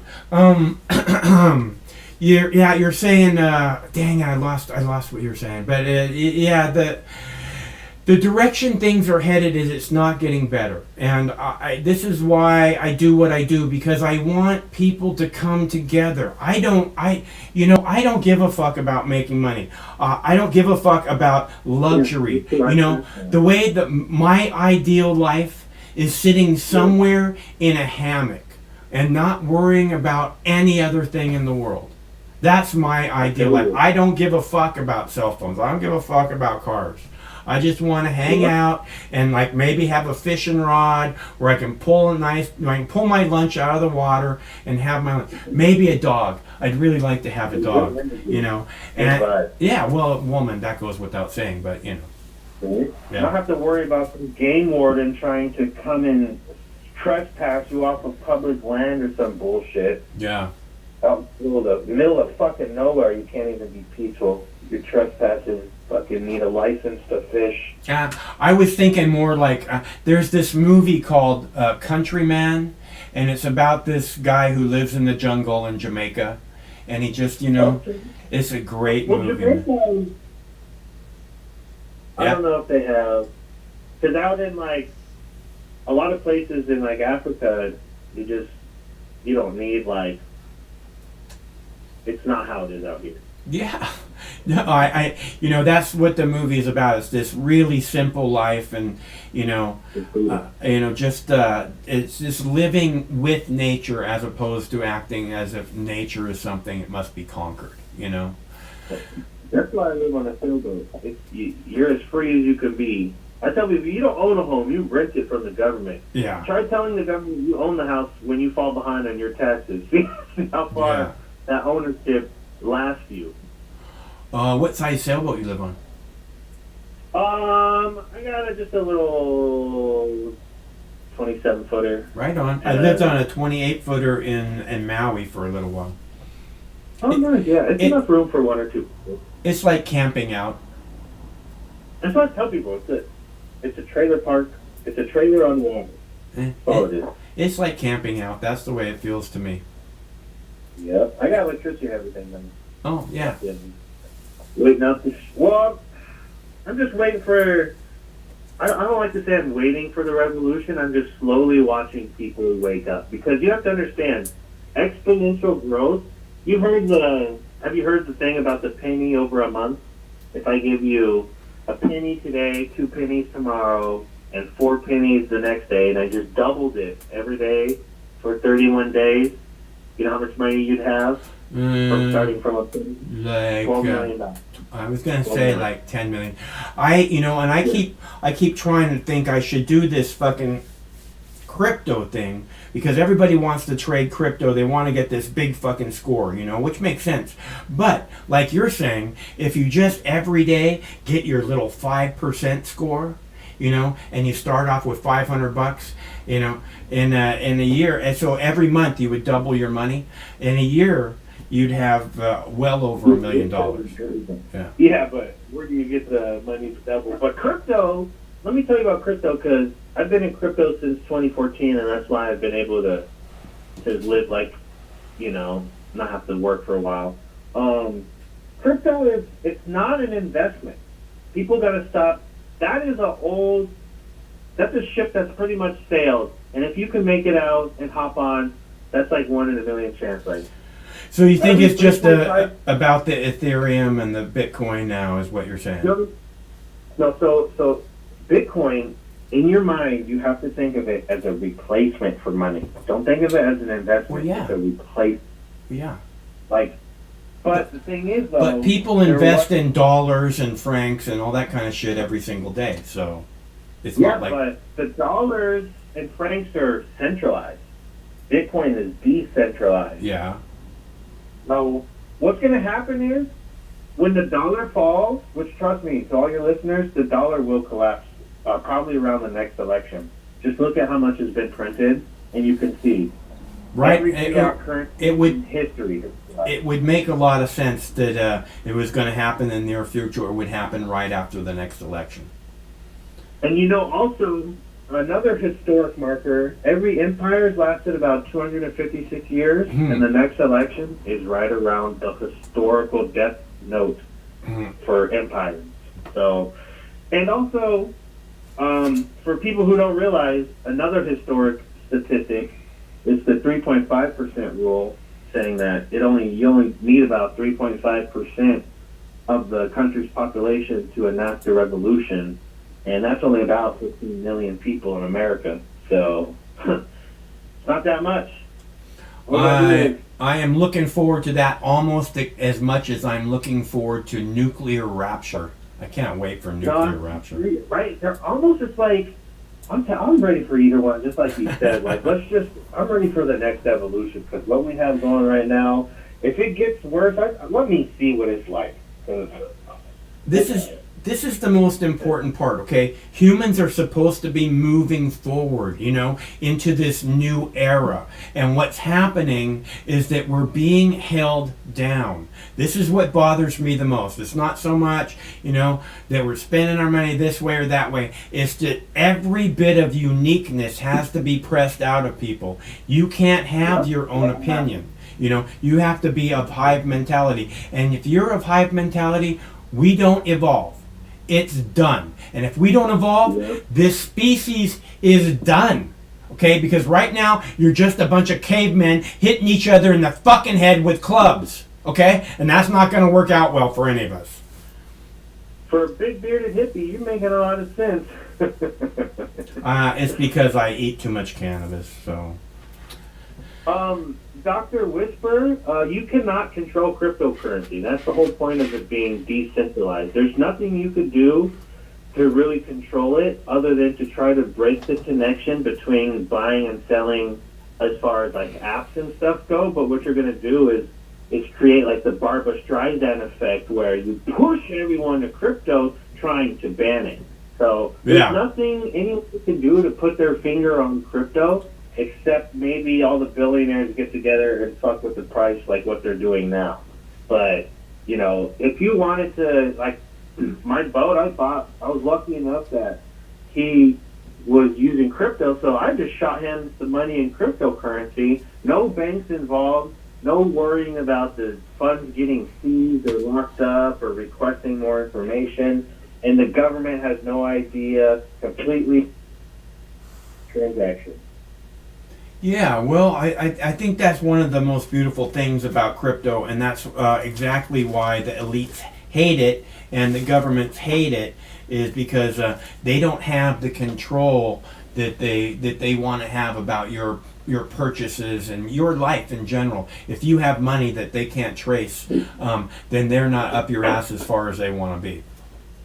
That's why they don't like crypto. And people understand cryptocurrency is traceable in the sense that it's all a public ledger. Like my personal Bitcoin wallet is on the blockchain, and if you know the address, you can see how much is in there and the transactions and stuff. But the trick is knowing whose Bitcoin account is whose. So yeah, I can see on the market when somebody sends over $1 billion, but I don't know to and from, and it could just be them sending money to themselves in another wallet. Yeah. You never know any of that. So for people who think that you can control crypto, you can't. The cat's already out of the bag. It is a system that's meant to be self-accountable, and that's the key part of cryptocurrency, is the fact that it's a public ledger. It holds its own accountability. So everyone's phone that connects, they all look at the same thing, and that's why it's so safe. You would have to hack everybody's crypto, the whole world at once, and I tell people, if cryptocurrency could be hacked, Russia, China, North Korea, Iran would have all got together and hacked the shit out of it. But you know what they did? Don't act like that's the access of evil or something. The CIA and the NSA would be owning all that money, which, from what I understand, they have seized an awful lot of Bitcoins. So, I'm sure they have. Yeah. So Bitcoin is not what the blockchain is. The blockchain is what runs Bitcoin. Yeah. I tell people blockchain is like what cars are and Bitcoin is like Ford, you know? The blockchain is it's actually what could run the government. Instead of having all these politicians, we can put our government on the blockchain, and every time we have a law or a rule, it just gets passed by public vote, and everyone has their own, basically a wallet that's their identity, and that's how we can vote using the blockchain. Super secure, instant, and unhackable, and it's also publicly accountable. So I've heard that that's a good way to vote, and I agree. I think it's a great way to vote. Yeah, that's what I'm saying. The future's coming. Like technology, just like how the pyramids were giant batteries, they say. Like that's going to be our crutch, because these old people who, like you say, are the ones who have all this evil and stuff, they are also the ones that have been so arrogant. They haven't bothered to learn how to use TikTok or Reddit. And there's a whole world, just like they're in their whole world of rich people, we are in our whole world of working class people, and we have our own lingo and talk. There's no way that when the revolution comes, they'll be able to sneak back into the population without being able to be so obviously that they are from the bourgeois. Yeah. You know, because when you have callous, not callous for blue collar, but just white collar workers too, you know. Like, we have to all realize we've just been being scammed our whole life. Yeah. Today, if you make $100,000, that's paycheck to paycheck. Yeah. Yeah. I agree. That's not a lot of money. And especially if you have a family. That's you just scratching by, basically. Especially in a city like Seattle. And child care, you might as well stay home, because I've dated a bunch of single moms, and child care, they're basically working to pay for it. Yeah, that's what I hear. Look, they cannot take down cryptocurrency, because crypto isn't anywhere. It's not one place. It's everywhere. My phone right now holds the blockchain, and that right there is like, I can just have two people with the blockchain. I'm telling you, it's not, you cannot hack cryptocurrency because there's no one place to hack it. It's not on one server. Yeah. It's not on Whisper's just WikiLeaks. Whisper's just a troll, dude. He's just trying to get your attention. No, you totally did. WikiLeaks is like held in a server in a bunker somewhere, but cryptocurrency is on everybody's phone, everybody whose computer is a miner. That's what cryptocurrency is. It's decentralized. You know, it's like trying to shut down the internet. You know, that would actually be easier to shut down than cryptocurrency. But yeah, fucking, we're getting there. I tell people, you just have to realize everything you've been taught has been a lie. Education. What did J.D. Rockefeller who funded the school system say? That's a really good. That's a really good starting point. Yeah. I'm gonna leave you with this, because I don't want to ramble on and monopolize. But I know. I do that constantly. Go ahead. I won't put that on you though. It's me who does that. So you go ahead all you want. J.D. Rockefeller, when he bought up the school system, there's a famous quote. He said, "I don't want a nation of thinkers. I want a nation of workers." And that's what we have. You know, people with their head down, minimum wage, thinking. You know, well, not necessarily minimum wage, but you got a bunch of wage slaves out there, like, who think because they work hard and suck their boss's dick all day that's like a manly man thing. Oh, I got a good job. Nope. Yeah. For me, you know, I learned a long time ago that I want to work as little as possible. You know, do my own thing. Maybe it's like with the YouTube, man. I worked so hard on the YouTube for so long, you know, and YouTube tried to get rid of me and tried to get rid of me. And I said, nope. You know, I'm a fucking cockroach. Stomp me again, motherfucker. And, you know, so I'm not against doing, you know, hard work if it's what you want to do. I think it's awesome when people are making happen the things they want to make happen in the world. Busting ass to make things happen. But when you're busting ass for a fucking paycheck, you know, I really hope you get some satisfaction out of that, because I just the idea of that just really turns my stomach. Like I said, from my pretty much my whole entire adult life, I've just been like I want to work as little as possible. That's why I was always like a fine dining waiter before I started making TV. I was a fine dining waiter, and what that meant was I'd go into work for 5 hours. And I'd be in this party atmosphere where all these people are telling me how wonderful I am and giving me money, throwing money at me because they love me. So that was really, and you work 4 days a week and you get up late, you go have a nice leisurely lunch around 2 p.m. in the afternoon until 4 p.m. It's like, that was the life I was good. That's how I want to work. If I got to work, that's what I want to do. That's what I did until I started making TV. So you shouldn't have to be a worker, especially when your surplus labor is being exploited. Like, it's different if you didn't want to work with the community and help build like the local hospital. That's so different than you not wanting to fight to not be evicted. Yeah. Fight to have processed food that should be readily available because it literally grows from the ground. Yeah. I fight for, I try to affect the world in a positive way. And that's one of my main goals. I don't really give a fuck about what other people think, but that's because a lot of people, when they see somebody who's affecting the world in a positive way and is happy, that just makes them like angry because they don't have that. They want that in their world, or they don't even know that they want it because it's accessible to everyone. It's like you're saying, you can go and do these things that are so good for your community, and they just fill your soul because it makes you feel like. I was walking the other day on Monday. Me and Rufus were taking a walk, and there was this guy walking past us, and like I said, I have lots of nice neighbors, and he had a bucket and like some kind of a thing with a grip on it where you could squeeze the handle and the thing gripped.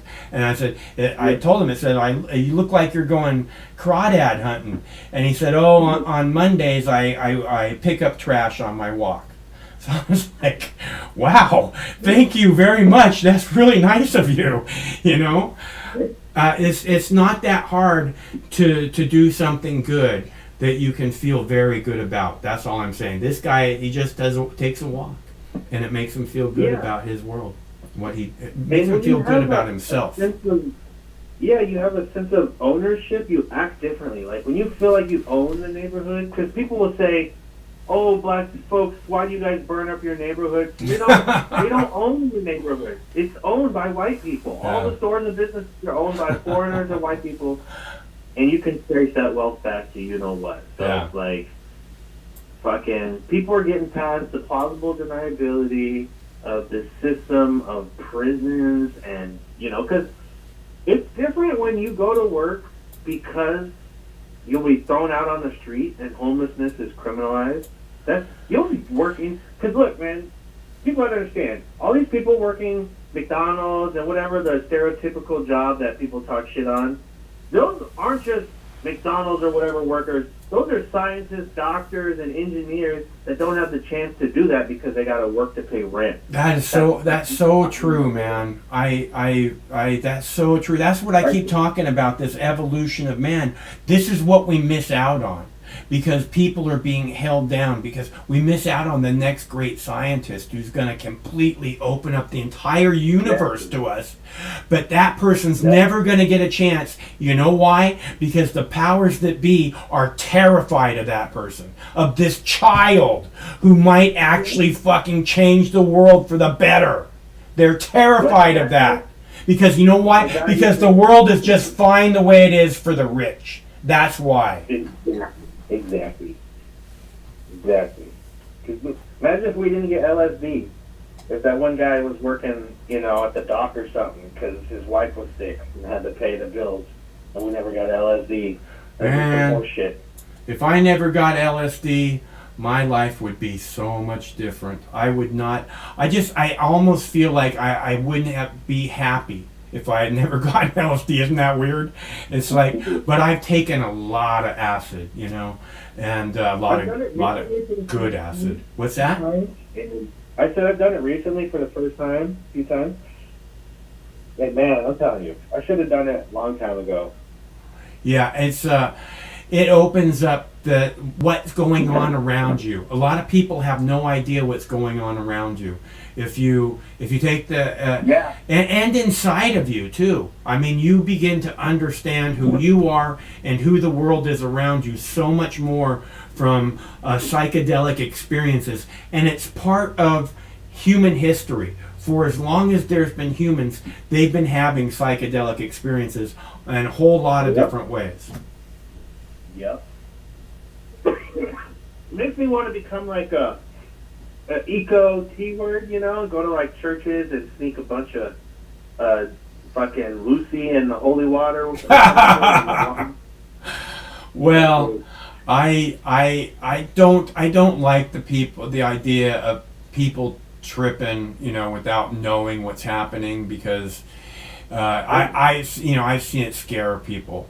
But I've also seen, you know, I saw a Westboro Baptist Church. I saw a video of an experiment on British soldiers, right? And the British soldiers were sent out to this field to do war games, you know, this side against this side, and they were secretly given LSD.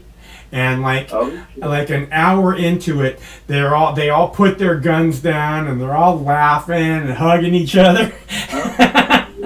And my point of the matter here is that maybe LSD is exactly what the whole world needs, because then we wouldn't be fighting, we wouldn't be angry, and we wouldn't be looking at each other like that person wants what I have, you know? Should be part of our natural diet. Yeah. Just like cannabis. Yeah. You know, shoot, that'd be a good start right there. That's why the cannabis has been kept from us for so long. And the people who made it so that we had a supply of it, while, you know, risking their lives and their families and their you know, their homes, by making sure that you know, for generations cannabis was available to them before it became legal. And those people are fucking folk heroes, you guys, and they're unsung folk heroes at this time, but I hope one day they get the credit that they're due. Yeah, not all these colonizers owning all the weed stores while brothers and sisters sitting in prison. Exactly. Oh my God. And how hard is it to change that, right? Fuck.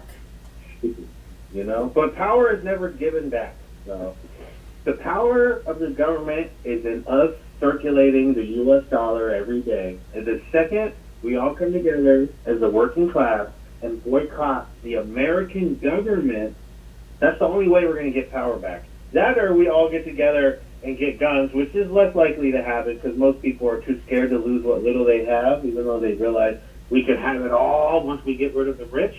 But we can start with taking away the power of the rich. Because imagine if Jeff Bezos is walking around and now all that money in his bank account doesn't mean anything. Then what is he? He's the brokest man in the world because he doesn't have any skills. He has a world full of enemies that he has exploited, and they're fucking sharpening the guillotine, waiting for his neck to plop down on it. That's what these rich people are going to have once we get over the racism, the homophobia, all the religious hate and stuff. All the programmed bullshit. Yes, the programming. Exactly. Once we fucking deprogram. Yeah. Shit. Which is why the LSD is so good, why the cannabis is so good, because it really quickly helps that process along. Absolutely. I'll tell you, because when you're on acid, man, fuck, it's a lot easier to have a conversation and talk about racism without you getting so angry. You know, that's me. I like to talk political, obviously. Well, no, the cannabis is the same way. This is why they have kept cannabis for us for so long and made it act like it was the most evil thing in the world, because of exactly what you're saying. It's so easy just to talk to other people. is because you're relaxed. And especially if you're sharing it with someone else, and which is what cannabis users do. I've told you guys, I give cookies out to all my neighbors. I went to Home Depot yesterday and I said, hey, the guy who helped me for 45 minutes on the phone before I got there, and I said, hey, can I bring you some cookies, man? And he said, yeah. And he said something about me being famous, right? And I gave him a Mox News card. I said, you recognize that? I said, I'm already too famous. And he said, oh, yeah. And I said, I gave him a Mox News card, and he laughed. He thought that was pretty funny. And then I pulled out a Mike Hunt card, because that's how I'm known in Seattle, as Mike Hunt. And his eyes got all big, and he's like, that's you? I looked at him, I shook my head, and he's like, oh my God, and he's like shaking my hand and stuff. I'm plenty famous, trust me. I don't need to be more famous. No, right? That's, I'm going to start doing kind of like what you're doing, but on TikTok. You should be on TikTok, man. Yeah? It's not just silly dances and stuff. It is actually pretty serious. Doing stuff are political. What should I be doing on TikTok? What you want to do on TikTok is be posting your videos and then driving them to your YouTube channel. Because you're totally shadow banned, my dude. Yeah. They've got you locked into nobody's seeing you on that algorithm. Yeah. But TikTok will bring tons of new content or people to your thing. Just show your content, but you got to put like the edgy stuff.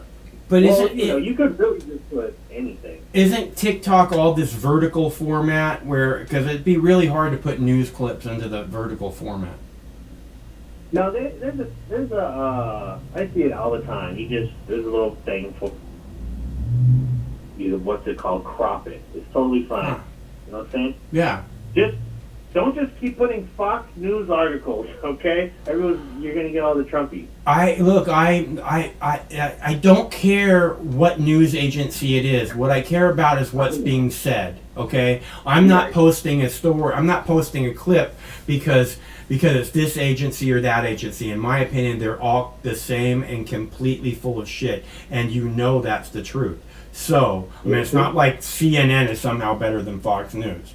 So it's just what's being said that's important to the clips that I post. No, you're good. I'm just talking shit. Yeah. But I hear you. Totally check it out. Get on TikTok, and you'll realize right away that there's a lot of dumb kids on there, but it's actually like my little TikTok. I don't have any of that. It's all communist, socialist, anti-capitalist, police are bastards. I got a lot of First Amendment auditors that are on TikTok now. So lots of serious symptoms.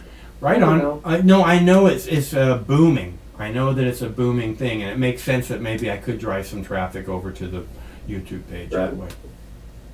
TikTok just wants your information like everyone else. They want to know if you've got, Chinese family members, blah, blah, blah. Yeah. They don't actually want to censor, like, the political stuff in the sense that the people over here, Facebook and Twitter does. Like how you can actually buy Nazi memorabilia on Amazon now and support Nazis now on fucking Facebook. It's insane. They changed.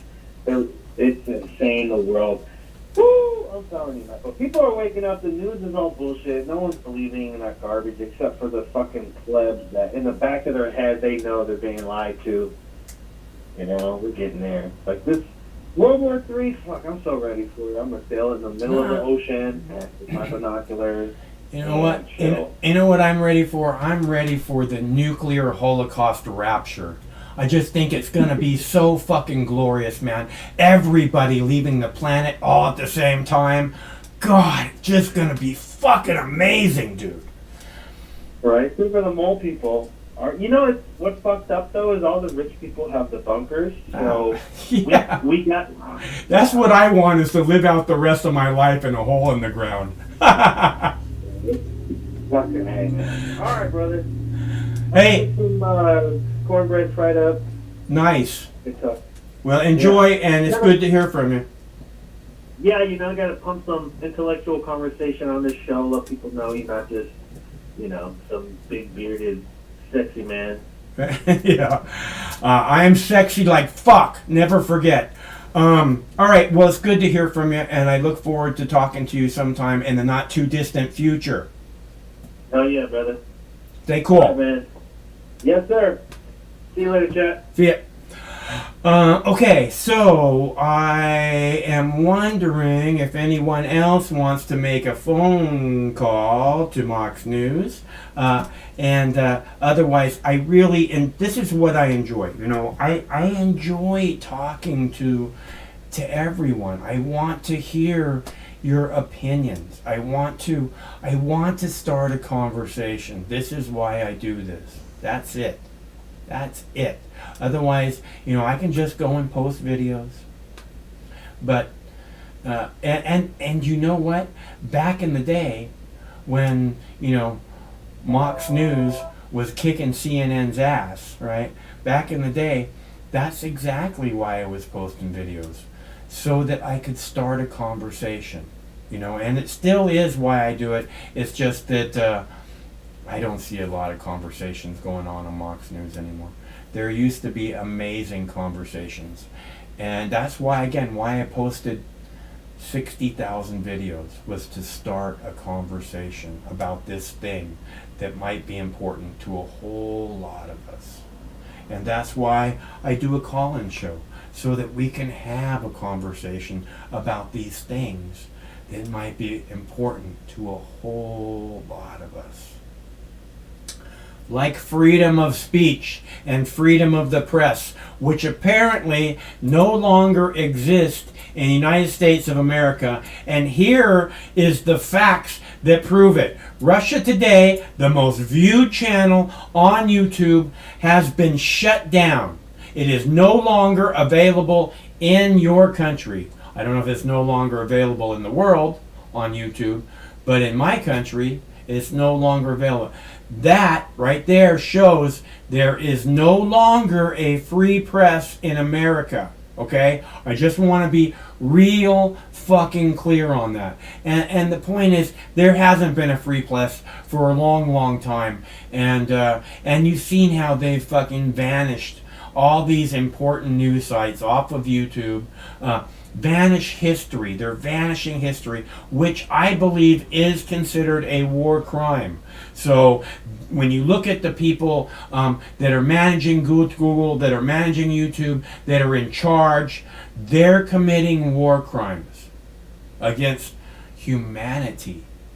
Maybe it's not a war crime, excuse me. It's a crime against humanity to vanish history. Not a war crime. Crime against humanity, which is very similar to a war crime, except for it's against all of us instead of this contained area where you did this evil thing. Google and YouTube and Facebook, vanishing history, is committing evil against all humanity. Okay? That's how bad this vanishing history thing is.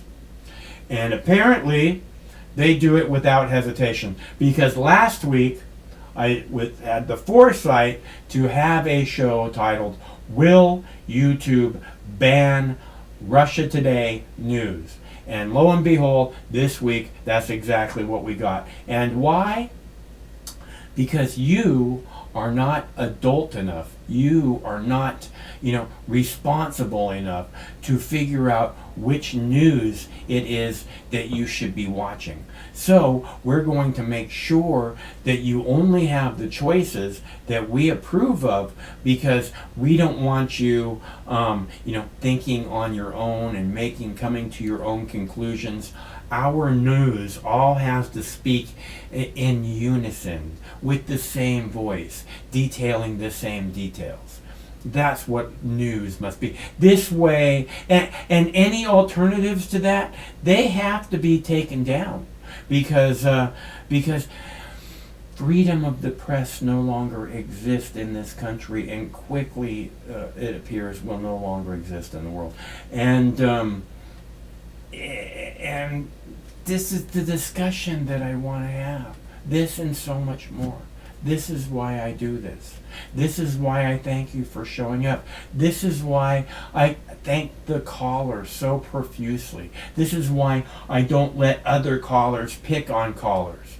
Because we're not here to bully. We're not here to troll others. You can troll me all you want. I'm used to it. Been dealing with it long before there was ever a YouTube. Or internet. Long before I remember there being an internet. So, I don't want that. I don't want this platform used to be making other people feel bad. Okay?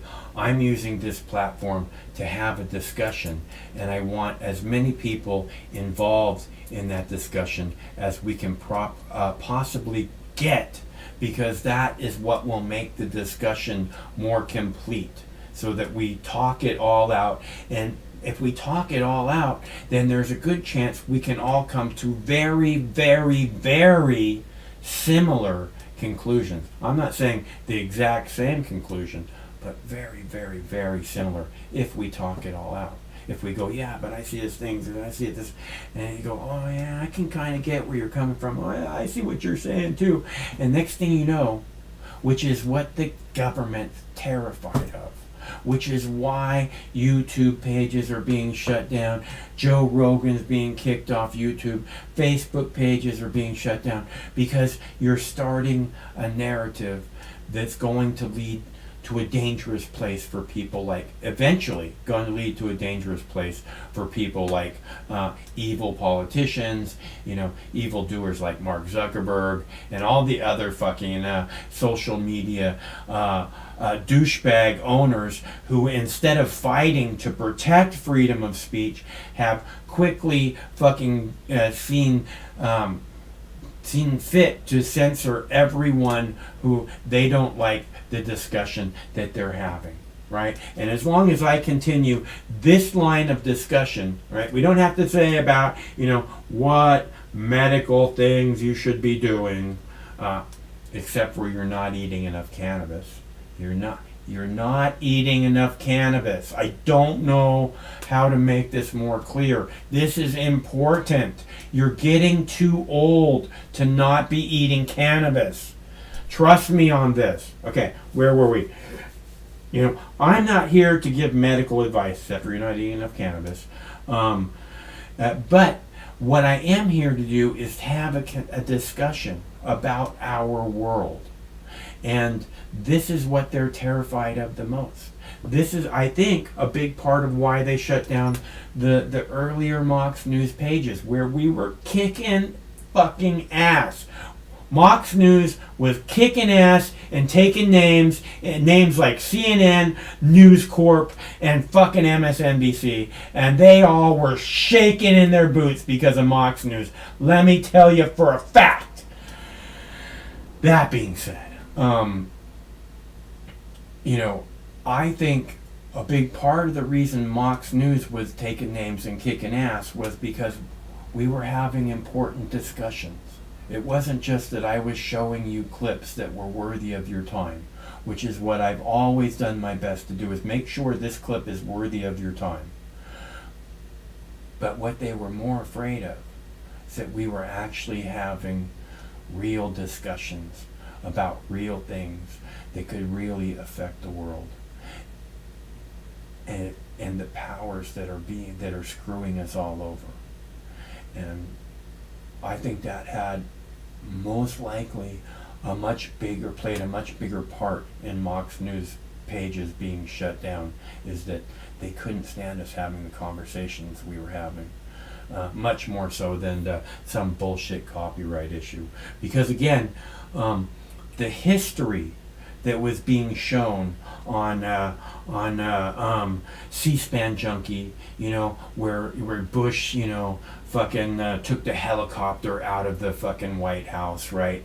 The history that was there was valuable to all humanity. And they could have gone, well, here's a copyright claim on this video, so we're taking this video down. Here's copyright, we're taking this video down. Taking down these videos because apparently the copyright owner is a little fucking bitch who doesn't want his or her creation shared with more people because he or she needs to make one more shiny fucking penny off of it, and is so incredibly short-sighted that when I show his or her material, can't even begin to understand that that's going to get them more audience because there's a negative discussion going on. But even when you're having a negative discussion, whether it be about Tucker Carlson or Keith Olbermann or Rachel Maddow, and not all those discussions are negative, but when you're having this negative discussion, people will tune into you to see what you're going to do next because people are talking about you. So when people are talking about you and then you give this video a copyright strike and take it down, then people aren't talking about you as much. So it's pretty short-sighted to do that kind of bullshit, isn't it? Because in the long run, you'd wind up making more money. So this is the problem. Not so much that they're short-sighted, but that they don't want the discussion going on that we're having about this clip. Okay? It's not that they know that this clip getting more and more attention is going to get them a bigger audience, which means they make more money. What they're terrified of is the conversation, which is why I've always said from the very beginning, it's you that really matters at Mox News. It's your voices, it's your opinions. This is what I want. This is why I do this. So, in case anybody's wondering, there you go. All right. We do this Tuesday, Wednesdays, and Thursdays at 7 p.m. Pacific time, which means we'll be back tomorrow. Same Mox time, same Mox channel. And until then, stay cool, because one of these days, we won't be all getting fucked up the ass. Hopefully. And except for the ones of you who want to get fucked up the ass. More power to you. But, I would prefer not to be having that happen by my own government on a daily basis. Maybe it's just me. I hope we see you again tomorrow. Till then, stay cool. I mean, this coalition of misfits, and they cobble together and they don't attack each other, they stay united. I wish the coalition of misfits, and they cobble together and they don't attack each other, they stay united. Coalition of misfits, and they cobble together and they don't attack each other, they stay united. Coalition of misfits, and they cobble together and they don't attack each other, they stay united. Coalition of misfits, and they cobble together and they don't attack each other, they stay united. Coalition of misfits. Spike, I want to start with you in this talk about chemical weapons. Is the State Department trying to goad Russia into using them? Well, if they did, it would be the first time that the U.S. government ever lied about weapons of mass destruction in order to inflame tensions and possibly lead to U.S. invasion. So if that were to happen, we'd be treading new ground here. Joining us now in studio, Delaware. I'm going to show you my invisible mask. Very serious. This is my invisible mask for Stacey Abrams. Ready? I'm going to put it on. It's on. It's great. All right, Carol. Last word here. Okay, I'm going to show you my invisible mask. Very serious. This is my invisible mask for Stacey Abrams. Ready? I'm going to put it on. It's on. It's great. All right, Carol. Last word here. No matter which mouth you feed on a two-headed snake, it still shits the same turd. But lucky for you, you have Mox News. More than 10 years. More than 60,000 videos. Mox News has been filtering the nonsense and illuminating the bullshit from your mainstream media. Turn off your TV and turn on to Mox News. For over a decade, documenting the socio-political events that have etched and carved the pathways that define today's modern mess, Mox News has been providing clarity while faithfully bringing you today's relevant stories 100% commercial-free and subscription-free. And just like Lady Liberty vows to remain free. But at this time, we're asking you for your help, your patronage, and your support to keep the lights on and the videos rolling. For less than 17 cents per day, you can become a basic subscriber, knowing that your donation is truly making a difference that will help continue bringing the news stories that make a difference in your life. Turn on, tune in, and drop a couple dimes today by clicking the link below or visiting moxnews.com and show your support at any level. From a single one-time donation or dedicated monthly subscriber, do it now in less than 2 minutes. All donations are safe, securely processed, and verified using PayPal, Visa, MasterCard, American Express, or Discover Card. As always, we're sure you'll find something of interest each and every day. This holiday season, give the gift of Mox. moxnews.com.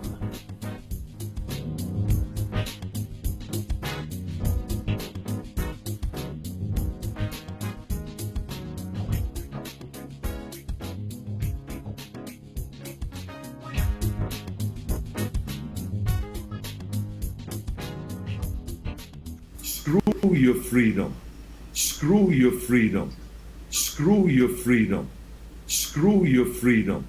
Screw your freedom. Screw your freedom.